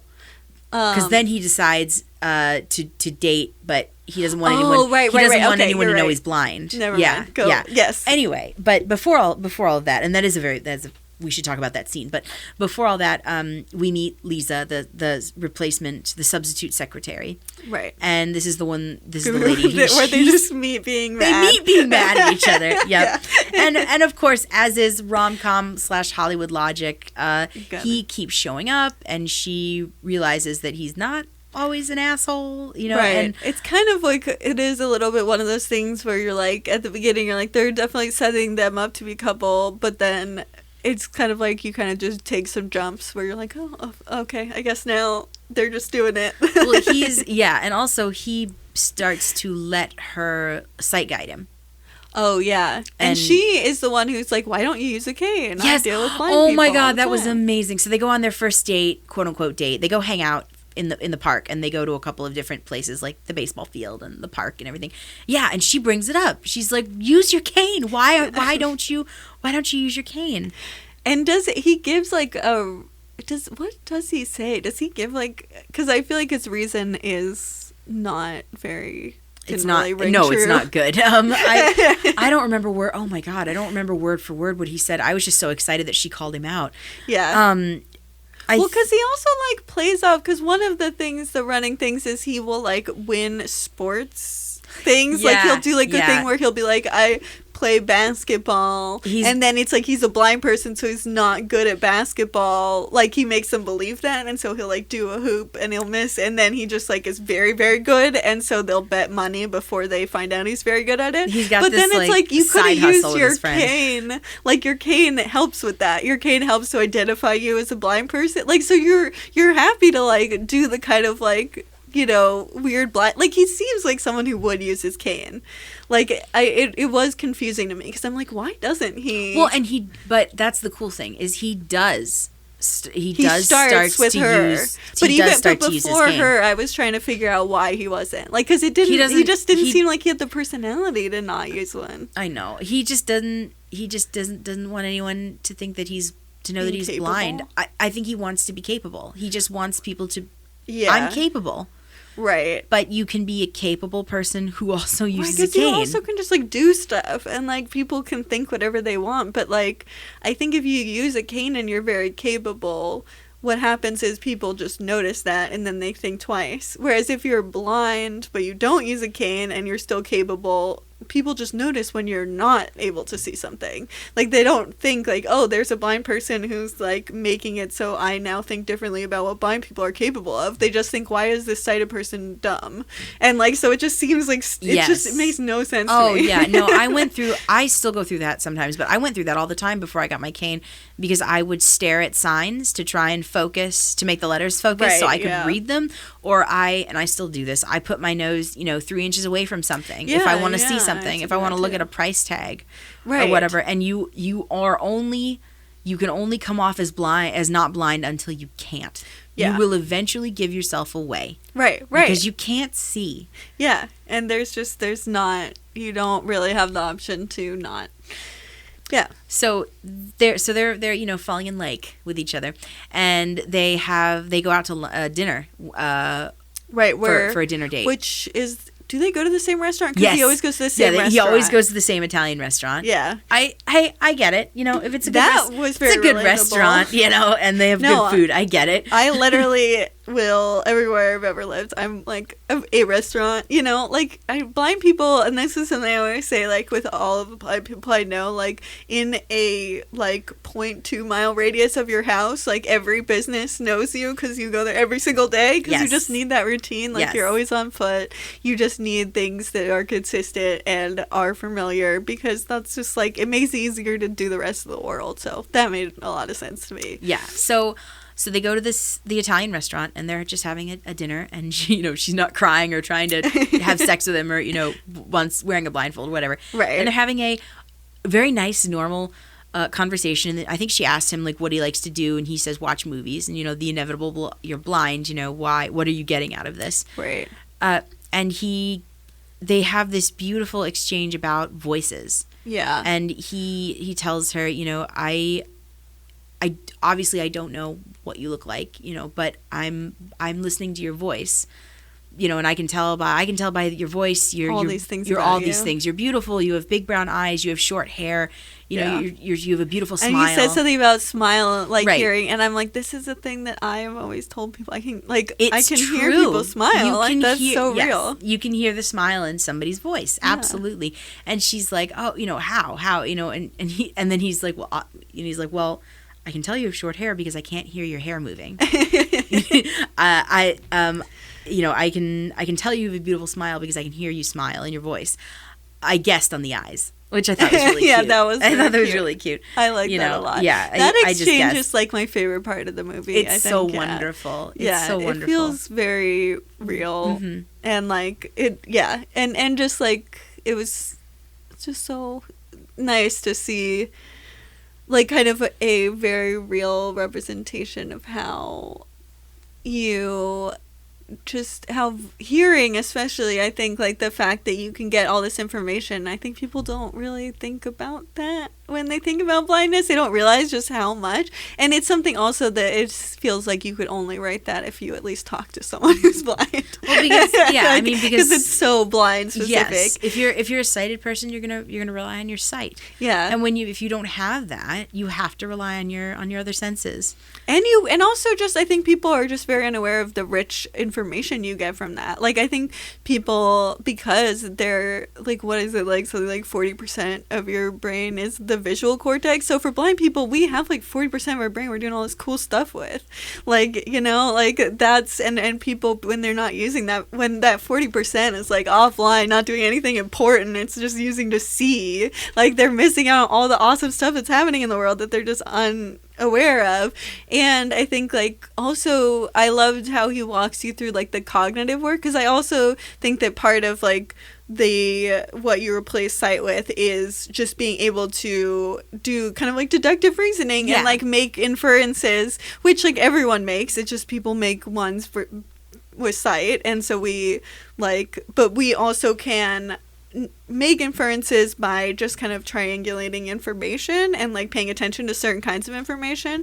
And I think that can really help you and just even when you're not trying to make up for sight, just having all those skills can also just make you more able to do certain things, because you just have all those cognitive skills. So I love that. Yeah. No, it was great. It's just gold star. Way to go, movie. Good job, movie. Yes, good job, movie.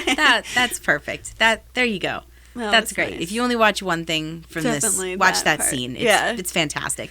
And you get this lovely montage because they're falling in love, and they go to the movies to see Casablanca, which is his favorite film, and they're just they're making out and stuff. And usually I'm just ugh, I'm totally grossed out. I don't know. This movie is just, I love it. Nice. I love it so much. It's so cute. It felt much more real of starting. It felt very real of starting a new relationship more than, especially a blind like person movie wouldn't necessarily feel as genuine, because I think also like when you start a new relationship, it did a good job of like having a character that didn't fully get it but was very like open to understanding and learning, and was not going to be judgmental, and like was going to use him as the authority on his own experience. I think it helps because her character works in the medical field and is around that, Which I was which like is interesting. sort of,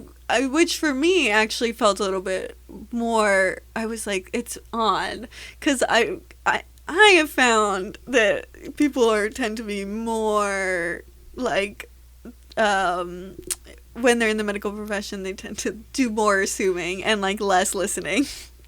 And that could be my very personal bias. But oh no, you can. I'll hop on that train right here with you. Yeah. But she doesn't fall in love with. This isn't a story about her falling in love with a blind man or about him falling in love with a sighted woman. It is a story about two people who make each other happy.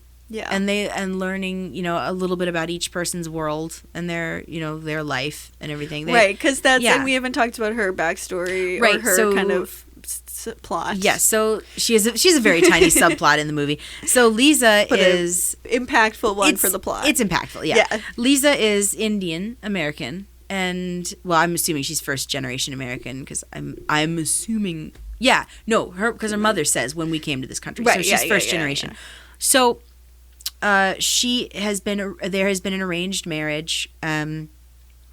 She is arranged to marry this other guy named Arwen, and Arwen already has their life set. They're gonna run the restaurant, or they're gonna take the restaurant over when his dad retires. She's gonna stay at home and help with the business. Da da da da. Lisa wants to be a doctor and get out, and he's just very much like traditional, the stereotypical gender. Yeah. This was a very kind of what's the right word, just like it's very cliche. It's a giant cliche. Exactly. The whole plot is there because Lisa has to have some sort of conflict, right? To give just be like, because that wouldn't make the movie work right well. to give the story tension, right? I would have been totally fine with like they fall in love and it just would have been a real but it follows it does follow the what's the word, romantic comedy, that's the word. Yes. What's plot, you have to like there's always got to be a complication, each of these marks, yes. Mm-hmm. And so that was the one of yep. the like why he loses her for the but middle of the movie. Lisa does have this really lovely conversation with her mother, whom she admits to falling in love with Danny, with another guy. And, you'd think her mother might say, like, oh, well, that's too bad. You're already arranged to marry the other guy, right. and it's your family, and you should stick with tradition. Da-da. She totally does not say that. She gives Lisa the choice. Yeah, because she says, you made a promise, which I thought is kind of funny, that it kind of is playing it both ways of, like, it's like she doesn't seem very into this or wanting to be part of it, but then it's also like, you were the one who decided to do it's weird. It can't fully figure out what it wants. She wants the movie's trying to have its cake and eat it too. Yeah. And it's like, okay. But I think she gives her a choice. She does, and she says, like, you were the one who made this promise, because I think it's just like, I guess she agreed to do this before she met Danny, but also like just because it seemed like maybe her family was like, this is what we want for you, and so she was just kind of saying, okay, I want to do what my family wants for me. But then it's like, as the movie progresses, you kind of get the sense that her family is not that, like, they have a lot of room for her to kind of make up her own mind. They're not so dead set. They feel very progressive, actually, because they're not so dead set on her marrying this guy. And I mean, this other guy is literally in like tool. 2 scenes, and he's also a tool. He's a tool.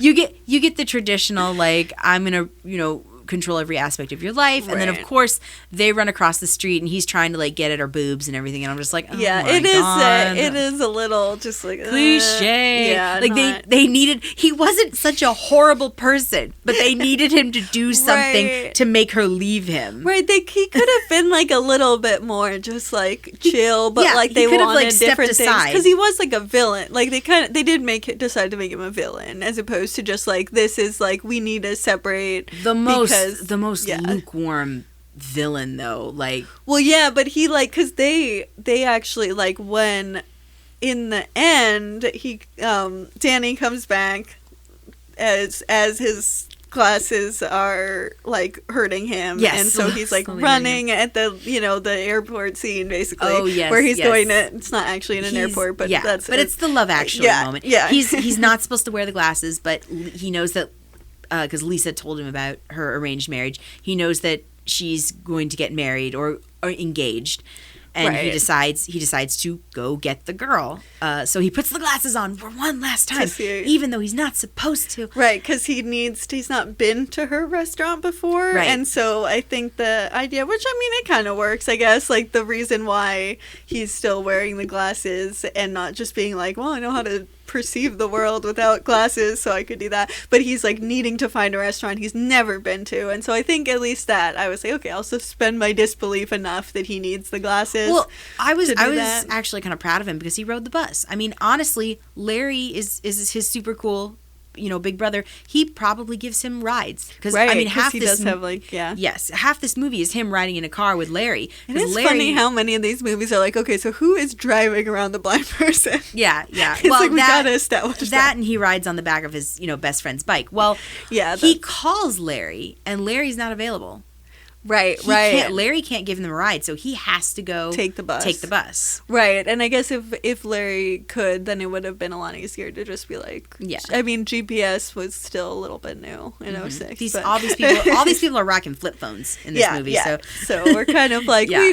they could have still had a Garmin theoretically, but he does have to take the bus. He doesn't have Google Maps, so he's just needing to ask people for directions. Yeah. So that is like, and you could see, for me, I'm just like, probably not super helpful in that you don't have any, like, you're still learning how sight even to process it. So I don't know how much would be helpful information, especially when you're already like having like your brain is having a meltdown, basically. Yeah. Seems a little bit, Yeah. but at least the fact that like he'd never been to the restaurant before, I was like, okay, so that's one thing, and the not. So they did some things that I was like, okay, I'm gonna notice that this was sort of unbelievable, but I'm not enough that I'm like, this is completely unbelievable. And then we have the inevitable. Right. Blind man loses his cane scene. Yeah. Because he gets bumped by a bunch of people that he can't see because his brain's having a meltdown.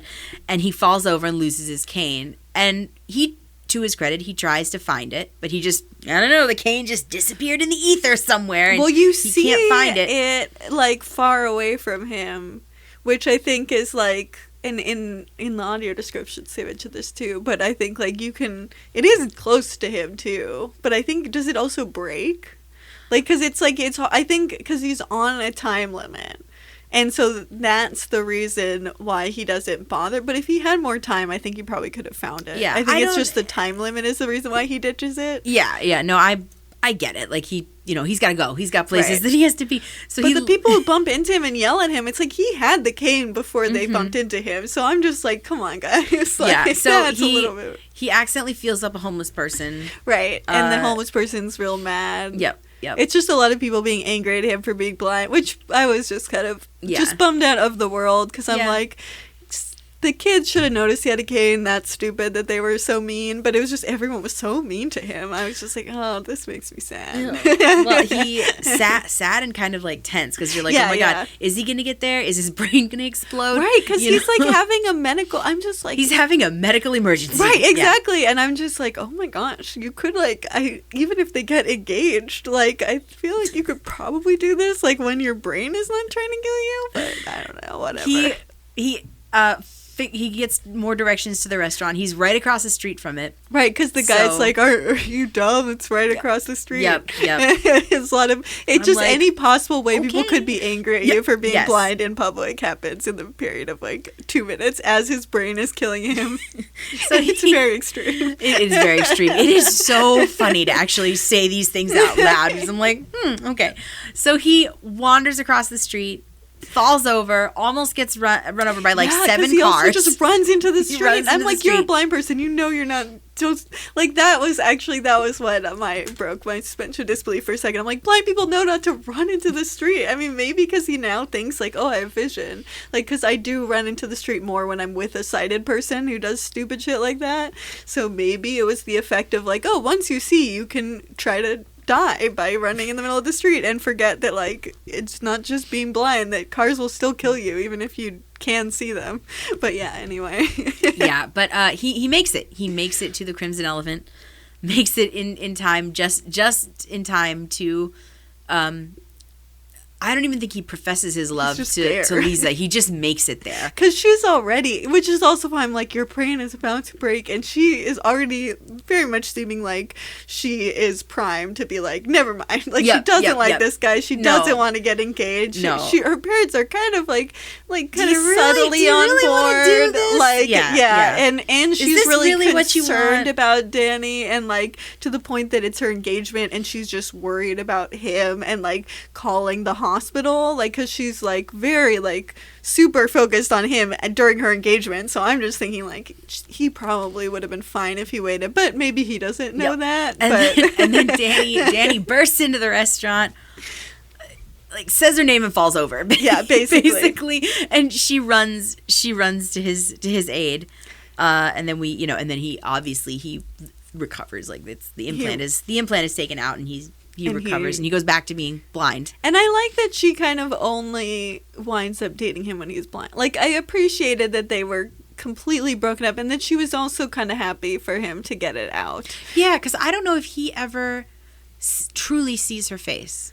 Because he wanted to see her. Oh, Like, is that why he was running?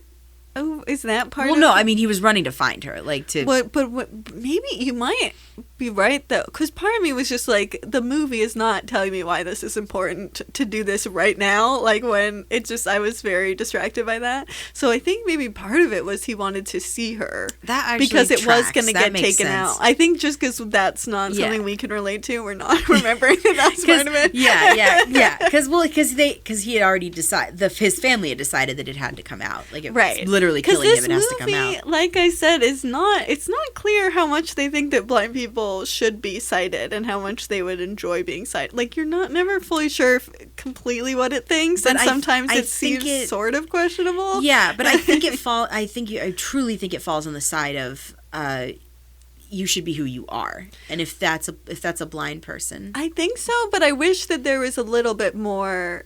It still falls into a couple of weird traps of just being like, all blind people, like, because it does say, like, yeah, he shouldn't want to be sighted, and that's kind of the moral that he learns, but he doesn't learn it through anything but, like, having something hurt his brain.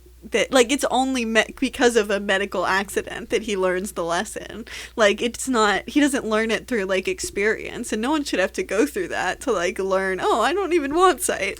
Right. You know, and he never and- fully even learns that entirely, because he's just like, well, I can't have it, and that's okay.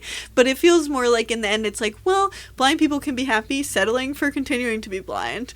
Like, which is the different from being like, blind people just should be happy to be, you know, not should, like, you have to, like, you can't, you know, deal with oppression or whatever. But, like, you know, blind people can live happy and fulfilled lives without ever having to want to be sighted, or, like, that just not really being part of their life. Like, that's not really what the movie's saying. It's kind of like, it's only half saying that, you know? Yeah, I mean, I guess that is the question. Like, if this implant had worked, you know, and he didn't gain like 100% sight, but like, Right. if it had worked, you know, Like, it seems like he would have kept it. would he have kept it? I mean, I don't have any reason to believe he wouldn't. Yeah, after the reaction with him and his And his family, and that he's so quickly, like, because it really, like, the second it starts and he is disoriented, I was not expecting him to become oriented, and he does really quickly. Like, he's only disoriented for like 20 seconds, and then it's like, oh, this is so great, which I'm like, maybe it's like a honeymoon phase of like, because I have not. I'd love to like read books by people, because I've read some stuff about people who've gained their sight and like the horrors that can be, but it would be interesting to know if there is like a honeymoon phase of it being like nice to have it back, and then you like, because I feel like it would be the other way around. I mean, like, maybe you would get used to it, but I feel like at the beginning it would be the most stressful and the most scary, but he's like instantly happy about it. But he's still, I guess what I appreciated about it is it is still literally like sight given to a blind man. Like, he's still touching everything in his room. Right. He turns That I like too. Yeah, he turns Casablanca on, and we're assuming he can see what's going on, but he's still like 3 inches away from the TV and like trying to feel it, like trying to absorb what's going on. He's touching things in his room. That is interesting, because I feel like part of, and that goes to touching the face, is like that taking the real experience of life and putting it in this new sensory information your brain has no way to process. But that makes a lot of sense to me. Like, as like, because you are so used to touching things, but you don't know what that looks like, but it would make sense that would be the first thing you would want to understand, because it's like you want to understand what the world is in the way your brain is built to experience it. Like, and so you're adding all this new stimuli, but you don't want it to be, it's so overwhelming if you weren't, and you wouldn't act like a sighted person instantly. Like, that would not happen. Right. Well, and to this movie's credit, I don't think he does. Well, no, I mean, honest. that's what I mean. Yeah, I don't think he doesn't walk home and go, "Hi, Mom, hi, Dad." Like, he doesn't know who these people are, and until they speak to him. He doesn't even say like, you're beautiful or anything. Like, there's that. I don't think so, which is nice too, that he doesn't have like instantly have all these like sighted people ideas of like what a beautiful person is. Right, because that's always the very unbelievable thing. So I think, like, as much as I want him to just be completely disoriented, I feel like even though that didn't happen, it was pretty nice about like not falling into like the worst tropes. Like, it did seem much more like reasonable and cared. Like fair. Like, it seemed like the writers who were writing this cared, and they like thought through what it would actually be like from the perspective of a blind person, like, and not just projecting sighted ideals onto a character that like literally has been sighted for a second. Let's see. So, and I hate to like jump back, because I know we just talked about the quote, almost all of it, the quote unquote ending, but there is, so when Lisa reveals that she is, married, engaged, engaged to arrange to be married, Danny goes on one more date. Oh, and before that, just to like that when they're sitting on the bench and breaking up, something that I relate to so much is like, she doesn't tell him why at first, and that I was like, you could have just told him why, because he seems much more upset. And he he says, it's because I'm blind. You just like, because she tells him that she's dating. Oh, wait, because they have 2 different breakup conversations, so this might have been in the second one, so it might be chronologically after, but whatever. Like, she says, I'm seeing someone else, and he's like, can he see? And she's like, yes. And then he's like, but so it's because I'm blind. And I related to that a lot, of just like, even though from the perspective of the movie we know that's not true, but I think that rang true, that's his first thought. Like, because I feel like that would be my first thought if I wasn't watching the movie and knew what was going on with her already. And like, and so I like that. But anyway, yes. But then when they're broken up, this happens. Yeah, he goes, Larry sets him up on one more date.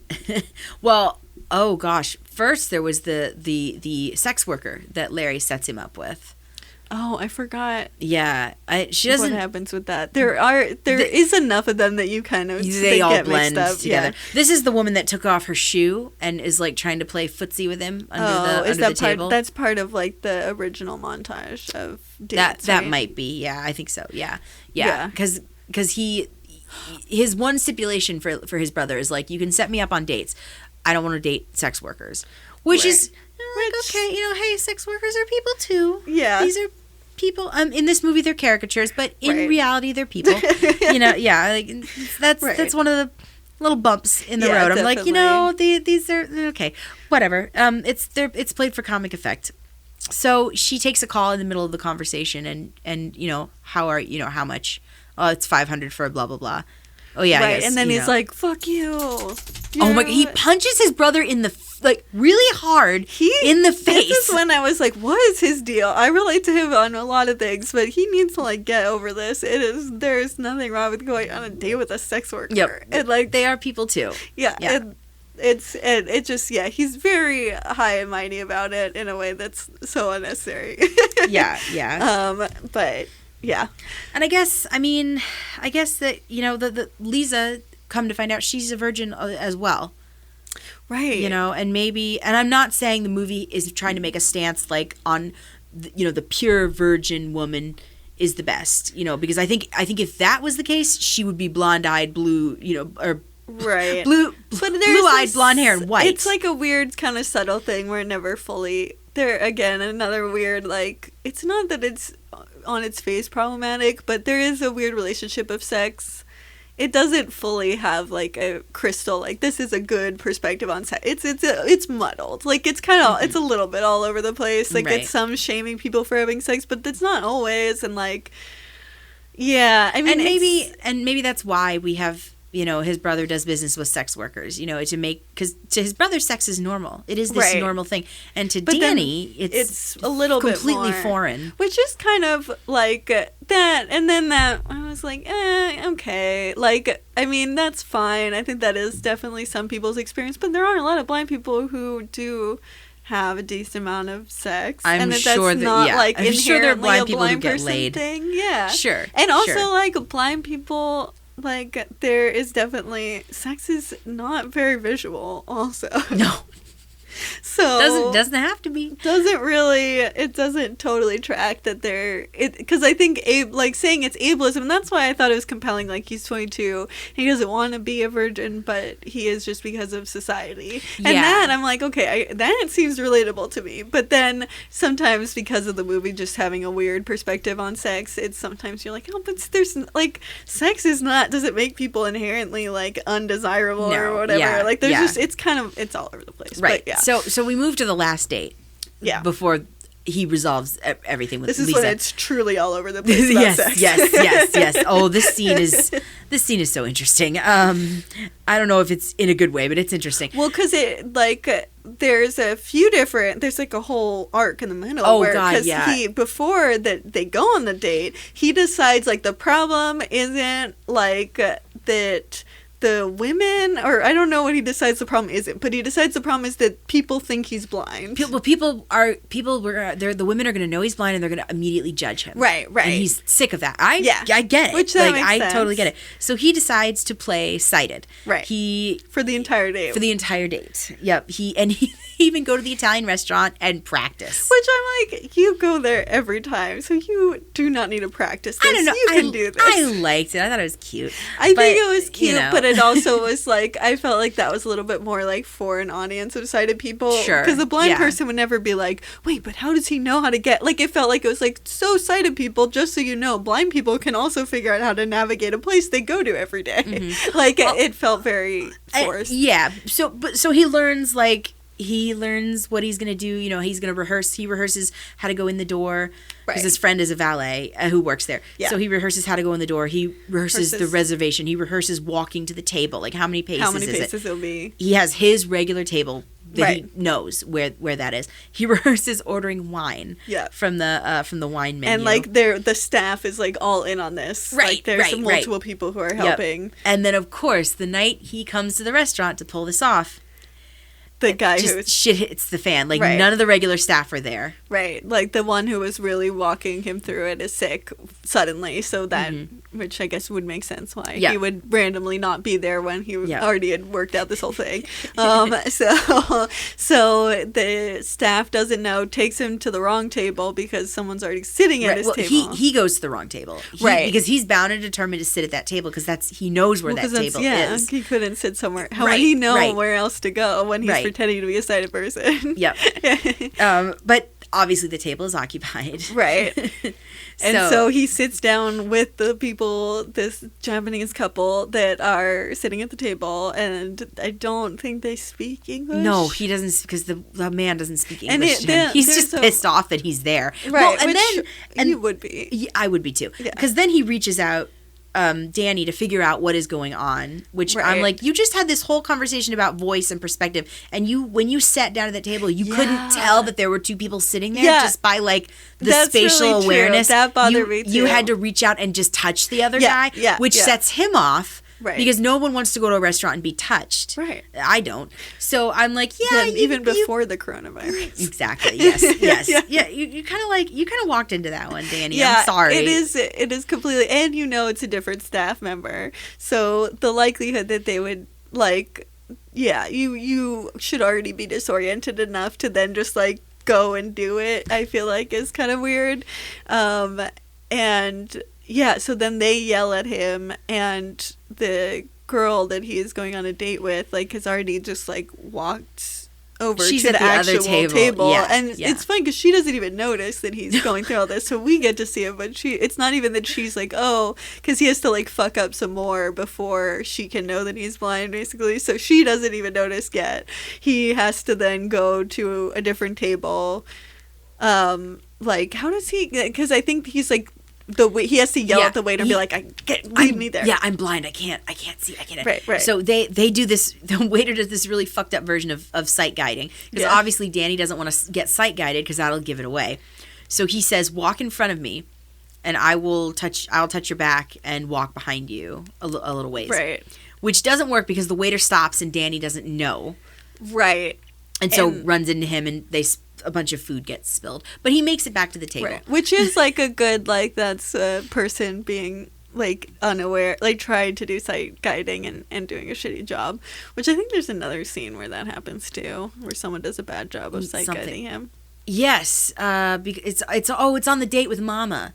Oh, she walks him into the door. Right, Only one right. door is open, and he plows right into the other door. Right. So there's a couple of those. But yeah, so this is so stressful. That whole scene, I'd be I would have, when it was different waiter, I'd be like, okay, well, this is dumb, so I'm blind. No. Or just been nice meeting you, bye. This whole scene was so stressful. I'm just this is, oh my God, I would be shitting my pants right now. I would just give up. I can't even imagine continuing to commit to this idea of being okay, well, I've learned my lesson. This is not helpful. This is a stupid thing to do. So he sits down. He orders the wine from his mental script that he had rehearsed. The menu's upside down. Ha ha ha. That's the joke. Which, when you see them practice with the menu, I'm okay, so something's gonna happen where you can't do any of this, and the menu's gonna be upside down. It's so telegraphed that has to happen. I was just really, I knew just by the fact that the menu was involved that it had to all go awry, and that you had to have the menu backwards, because why would you do that without? Also, I would like to point out, this restaurant that is frequented all the time by this blind gentleman and his dates doesn't have Braille menus. Yeah, or but he can't use Braille. Yeah, he can. He reads. No, but he can't use Braille. On this particular date. Yeah, no. I'm just saying in general. Really, this restaurant doesn't. Well, he just should know what he wants. Yes. But he could also be I'm here all the time. This is what I want. He This doesn't is exactly. need to look at the menu. No, not at all. Not at all. No, so... so she notices that the menu's backwards, but no, then... she doesn't. Oh, she doesn't? I don't Does she notice remember. or not? I don't think she does. She's very flighty, which is... She ignores it. Yeah. Which you're just how many more of these things? When is she going to notice? Because I don't want to have to keep watching this. Well, and okay, it's super awkward and weird. I think that she doesn't notice, because then we have the entire she has to thing. not notice, because that's not the point of her, is to notice at this point. Right. So they keep having this awkward date. And she's doing all these little things, flipping her hair, and they're having ice cream, and she dips her finger in and does the whole sucks on her finger, all of these visual cues. Super sexual, but 100% visual. Yes, and he's not getting any of it. Just nothing. He's being nice, and accommodating her, but he's right. But he's completely unaware of what she's doing. Yep, until she starts being physical with him. Right. So we go home to his brother's place, which he has lent to Danny. Right. So Danny doesn't have to get laid at his parents' house. Good on you. That makes sense. Yeah. And it's honestly it's more of the same. She does this whole like over the top striptease for him, and it's nothing. It's still very It's all visual. long. It's extremely extreme. And then so she goes and feels him up, and Yep. it's like really mad because it's like, are you gay or something? Does He- she say that? It seems No, like he- a line that she kind would of, probably yeah. happen in that. Yeah, she feels him up, and he's like, I'm so sorry, I'm blind, and she's like, gets really angry. I thought you were gay, and then leaves. Which is like, why? I'm very I don't get confused. it. I'm like, Neither of those feel like things you could be angry about. And also, like, if you really only were sexually attracted to men and not women at all, then wouldn't you rather them be blind? well, either that, or she's I'm sorry to use the colloquial term, a fag hag. But, like, to sleep with? I mean, like, I don't understand. Like, because then it makes perfect sense and it's not offensive. Like, if you're blind, then it's like, but still, like, interested in having sex with women, then I don't see how that's even I don't even understood why she left. Like, because if he was gay, then I guess it would be like, okay, well, then maybe I'm not the right person for you. Right. But there are plenty of things that two people can do that don't involve watching her do an Right. awkward striptease. Yeah. You know, There's no reason to leave at that point. It's Right. like, oh, okay, well, that explains it, this I guess. movie is, there's that spot and there's another spot. And I'm like, this movie is slightly homophobic, and that makes me sad. Yeah, it is. Yeah. Again, there's sexual it's not very sex positive. It's very weird about that. There's a decent amount of heteronormativity, and it's also like kind of it has a weird relationship to sex. It's not perfect. yeah. It's not perfect. So that scene, that whole thing Which, like, she happens. was also not a very interesting person. She just No. seemed like terrible. I would just, like, leave that date because I'm like, you just do not seem very Yeah. cool. Like, I just No. would, like, they didn't have any chemistry. So the fact Nope. that he was like, oh, yes, we're getting back to the bedroom. I'm like, this guy is pretty picky with girls. Like, so why the fuck is he, like, excited to take her back to the room? Because it just seems like she seems equally shitty. Like, you know, she's Well, I just, think- like, so uninteresting. I think that hopefully it's illustrating the point, or he learned or something, that, you know, he wants to have sex. Yes, he wants that, but he's one of those people who are like, it has to mean something. Like, he can't just take home a person, you know, Right. and have sex with them. Yeah, I mean, that's fine. I think that is not, it's not fun enough to be a part of the movie to me. I'm just like, I don't find that super engaging. Like, because it's like how much of this, I'd rather be much more in the difficulties of, like, a blind person who does have sex, and that's not the thing, because so much of it was like, you could do a lot about, like, people reacting to blind people in, like, weird and, like, stigmatizing ways, and it doesn't have to be about them wanting to have sex, like, because that is a whole different thing that has nothing to do with blindness, Right. and it just feels like it's like a different movie. But I mean, for a movie that is called Blind Dating, and they literally make a joke about, like, oh, it's like a blind date, but it's really, like, Danny makes that joke. For all of that, this movie is, like, substantially better than it could have been, than it has any right to be. Well, on the blindness, it's on like the good on blindness. blindness, Yeah, bad on yeah. dating. Yeah. It's yeah, you take the good with the bad. Yeah, I mean, I don't know, and I know- 06, so I don't know how much of it you can totally chalk up to, like, time period, Yeah. because it's weird, yeah, it's hard. It's and it's so heteronormative too. It is extremely heteronormative, and doesn't necessarily have the nicest things to say about women. Yeah, it's a little bit, and then there is like smarmy guys, and it can't, and yeah, it's I mean, except for Lisa. well, women except for Lisa, Yeah. not smarmy guys except for No, Lisa. 'Cause yeah. that wouldn't make any sense. Sorry, yeah, well, yeah, well, Yeah. she's the only, you know, one that's that is Right. a three-dimensional character. The only woman that is a three-dimensional character. Yeah, there isn't. I mean, granted, it is kind of her and Danny are the only really three-dimensional characters. So Everybody else, maybe the brother, maybe is but kind not of a fully there. stereotype. Yeah. So it is. I think that's part. So at least it's 50-50 on like male, female, full characters. But as for like any sex stuff, queerness stuff, it's kind of misses the mark on that stuff. A little bit. But there's a whole thing with a condom. Oh my God, the condom, because Danny has never had to use, and that brings back the whole like societal distancing. Like disability just isn't sexy. Like if you're a disabled person, you're just not having sex. But it's a funny scene. It's a cute little scene. He calls Larry and asks him how to put on a condom, and Larry has to tell him that you got to get stiffed.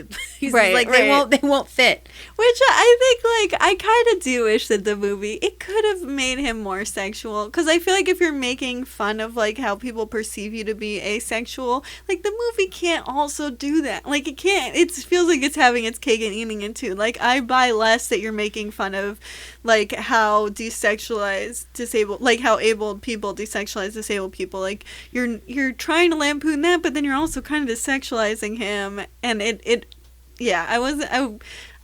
feel like if you're gonna do that, you could really do a lot to make a movie about many real blind people. Me being one of them, that is a very sexual person that is also disabled, and like how people interact with that in the real world. There's a lot of stuff you can do with that, and you don't need to like make jokes about, and there's just like a million things about people being asexual, or not asexual, but like desexual just by the movie, like the 40-year-old virgin, or like, there's a whole era of movies like that. Like like guy who hasn't had sex past the point he should have. Yes, that is a genre of film. Right. It is a sex comedy. It's the road trip. It's the yeah.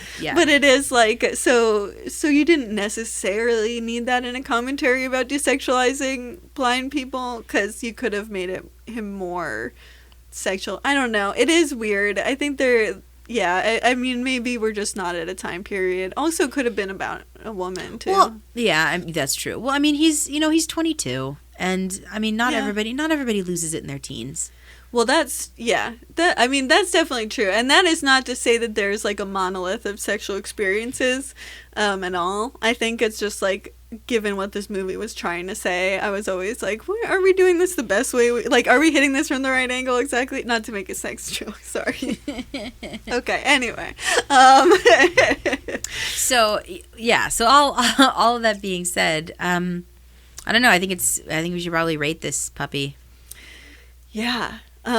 So we're gonna do our blindness acuity test, where we rate the movie on a scale of 20 being a very sighted person movie, in that only sighted people worked on it, and the blind characters are just wallpaper. It's entirely from a sighted perspective. And 2200 being legal blindness, so that's like a solid, like, blind people were talked to, but you can always go higher than 2200 if you feel like it. So that's the complicated rating system. that I finally understand now. I know. I have to explain it for the audience and also Melissa, because it's very confusing. I came up with it, so blame me, please. But yeah, so do you want to start? Yeah. So I am actually going to give this a 2100. Okay. Based solely on the performance of Chris Pine. And the more we've talked about it, I really think, the movie has its shortcomings and pitfalls, most definitely. But I truly think that they took the time to try to tell a real story about a real person, about a real blind person who is just trying to figure it out, who's trying to find love. I mean, everybody deserves to find their person. Everybody deserves to find someone that they want to be with, if that's what they want. Right. So, but then it's 100. So what do you feel like stopped it from being like 2200 or above? The misogyny and the homophobia. Okay. Well, not misogyny is a really strong word. I don't think this movie's misogynistic. very misogynistic. No, It's just cash. Like, it's just very casual. Like. casually misogynistic. Yeah, the treatment of the women and the way that some of them were written, and the homophobia, I think are holding it back. So honestly, it's content at this point. Right. But I think Chris Pine plays a wonderfully convincing blind person. Also, he's a good actor. It takes a good actor to act. So Yeah. So yes, It does take a good actor to act. That's true. put that on a t-shirt. Yeah. No. Yeah, I think I would probably give it like a 150 probably. I think I would do a little bit closer just because I think it did a lot of thinking through what actual blindness is in ways that like maybe a blind person actually consulted in some way on this movie. Like, it felt a little way more true to life than a lot of things do, and it's, since it is so grounded in like kind of the real experience, it's not like supernatural or anything, so they can't get away. Like, it really is just about a person's experience. I think that like I struggled with kind of what we were talking about, what I was talking about before, about like the movie not really having a clear decision on like how it felt about how much blind people wanted to have sight. I wish that it had kind of like, not because I needed to see it, but because I think that like sighted people who are watching a movie about blind people, like that, you know, if they don't know a blind person, that's going to be their only experience. And if you're going to do a good job in a lot of ways in portraying us, that's a big thing that I want people to get right. And especially like gaining vision, like the fact that that's disorienting when nothing goes wrong, like when it physically works, but like you're just getting vision when you've never had it. I mean, that can be really scary and is not a good thing that every blind person wants, and most blind people don't want it. And I think that, like, you know, there are some that do, just to caveat that, like, not to say their experience is invalid, but I think that for those who don't want it, it can be really frustrating to deal with a lot of sighted people who just assume out of hand without really talking to you that that's what you want, and don't really let you be like, no, it's not what I want. And so I really wanted a movie that did a good job at portraying a blind character to do more to like correct that, and really I wanted him to realize it, because I think if he realized it in the movie and actually realized it, then that would allow someone watching to go through that perspective with him and maybe see more realistically why someone would not want it. Whereas now you just be like, oh, but maybe they would get a headache, you know, and then it's like, well, what if they didn't get a headache? Do you still think it's a good idea? And like the movie kind of says yes. It's so that's why I wouldn't give it a full 2200, but I think it was good overall. Totally understandable. So I think here's a question I think we should keep asking ourselves on future endeavors. Would you show this movie to a sighted friend? As far as this is a movie that I think demonstrates blindness in an accurate or if you show this movie to a sighted friend, would they learn something? I think they would. I think there is a decent amount of things that that like I don't think people always get intuitively that the movie talks about, like just the way that like kind of the different ways that blind people can be, you know, like when they do the fetishizing and you know, the crying and all those different like bad dates that are more specific to blindness stuff, and the, you know, and the monologue that he gives that we were talking about with the voices. I mean, I think all of that is really positive, and that it is like what the reality of being blind is. Even the parents, who we didn't really talk about because they're only like tangentially in the movie, like I liked that they were kind of like, you know, they felt real too. They felt like real concerns of parents, you know, wanting him to have independence and also being worried for him. And, you know, there was, I think, I liked a lot of that. So I think there's definitely value in seeing this. It's, Yeah. And what do you think? I do too. I mean, I didn't suggest it because I didn't think we were gonna sit here and like dunk on this movie. Right. I suggested it because I really like it, and I honestly wanted to know what you thought, and I thought it would be a really fun movie to talk about. But yeah, I would absolutely show this to my sighted friends, not only as just a funny little comedy, but here's something like here's a movie that I can actually really relate to and see myself in. Right. And representation in media is It's so important. Yeah, definitely.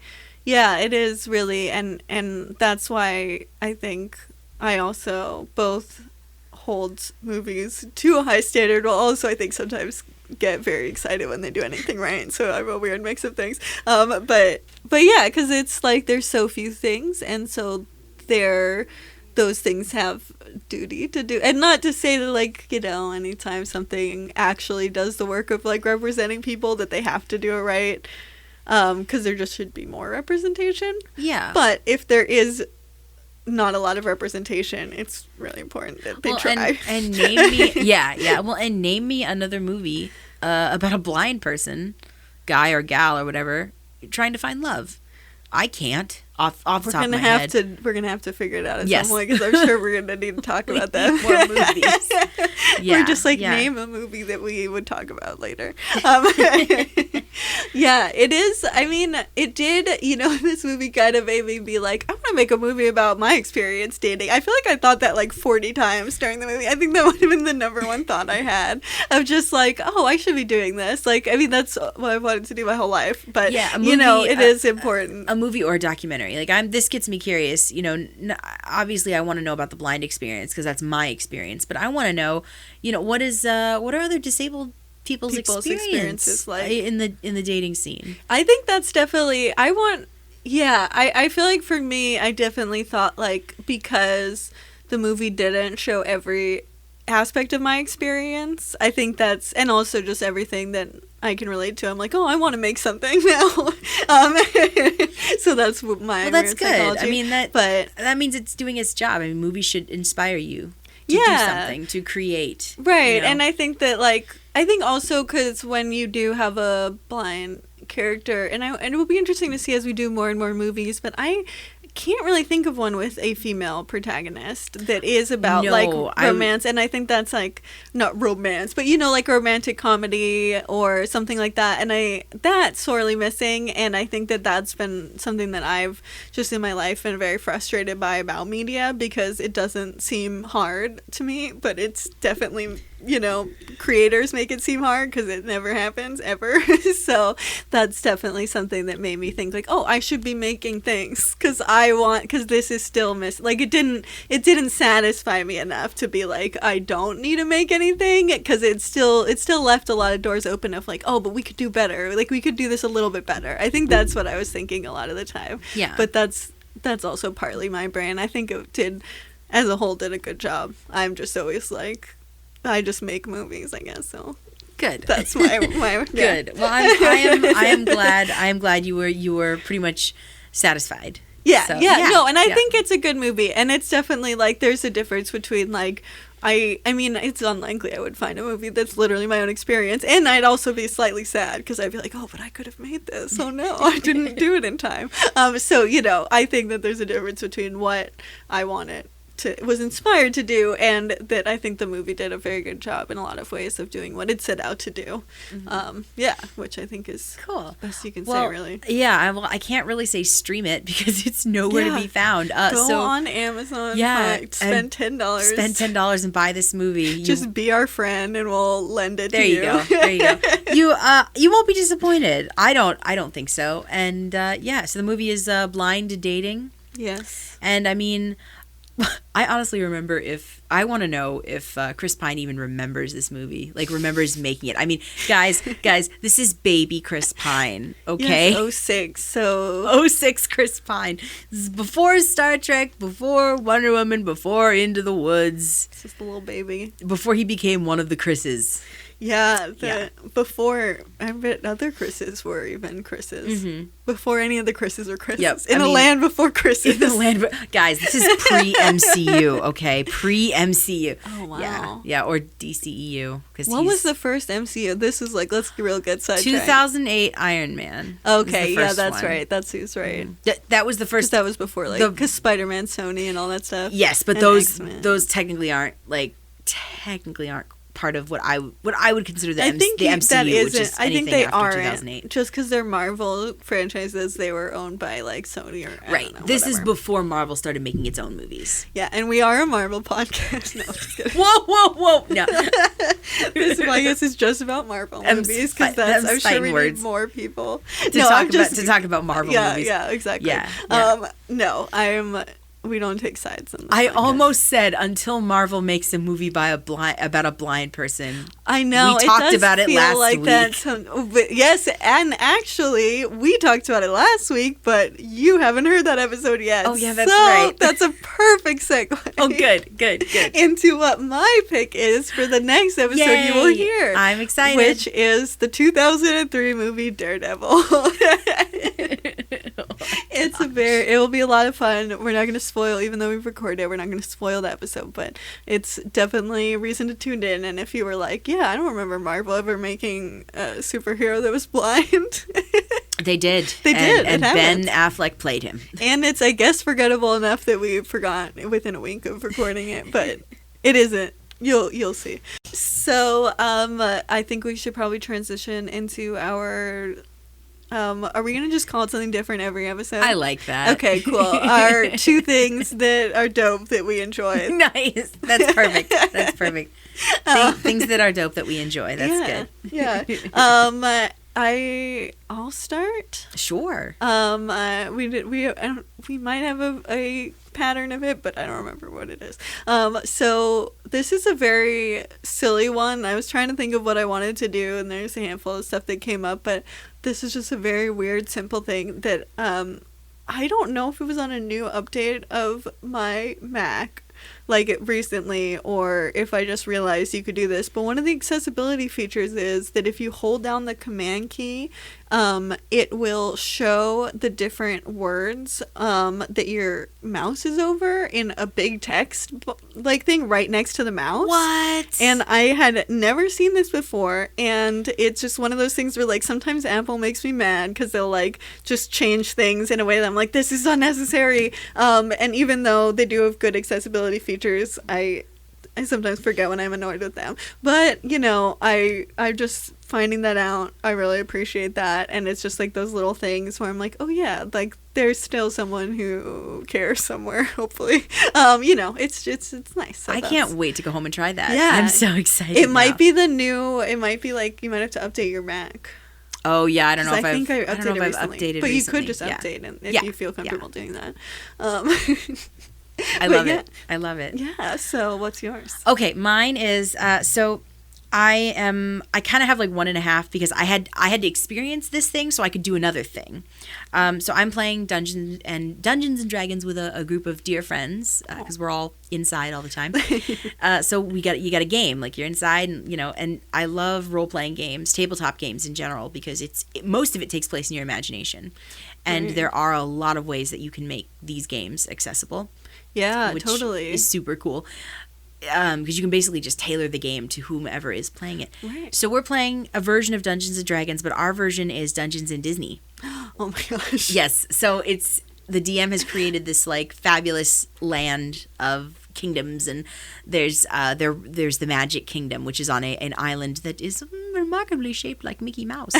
And we have to. There's a darkness that's covering the land, and we have to go on a quest to save the castle and save King Mickey and stuff. So it's really cool, and we each got to pick who we wanted to play, and I'm really proud of us because we picked extremely underrated and or unpopular characters.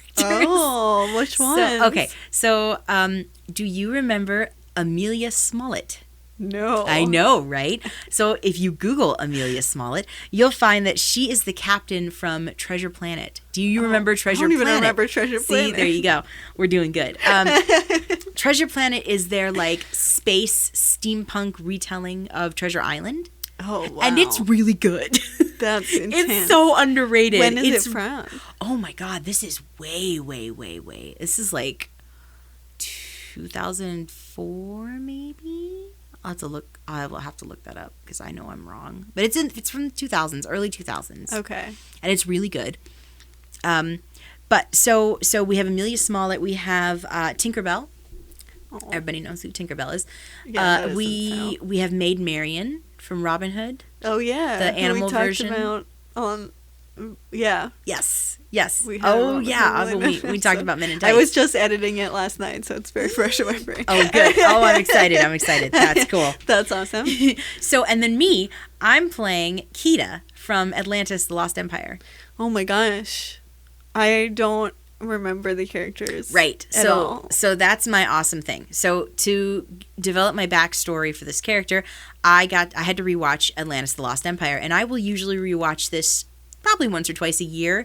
It's just one of those Disney movies that I keep coming back to. Do you know why? Yeah, I'm kind of figuring it out. I mean, it is definitely not a masterpiece.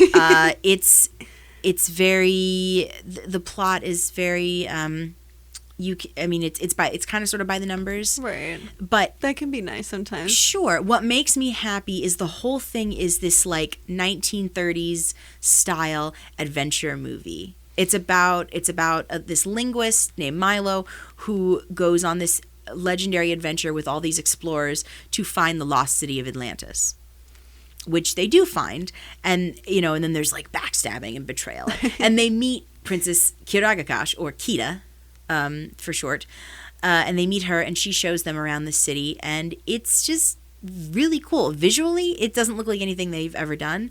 The animation is very angular. Oh. The designs are really interesting. Is it easier to see? I think it's a little easier to see. It's definitely not super detailed. That's not the style that they're going for. Part of why it's comforting. Maybe. I'm just going to psychoanalyze your taste in movies Thank right you. now. Thank you.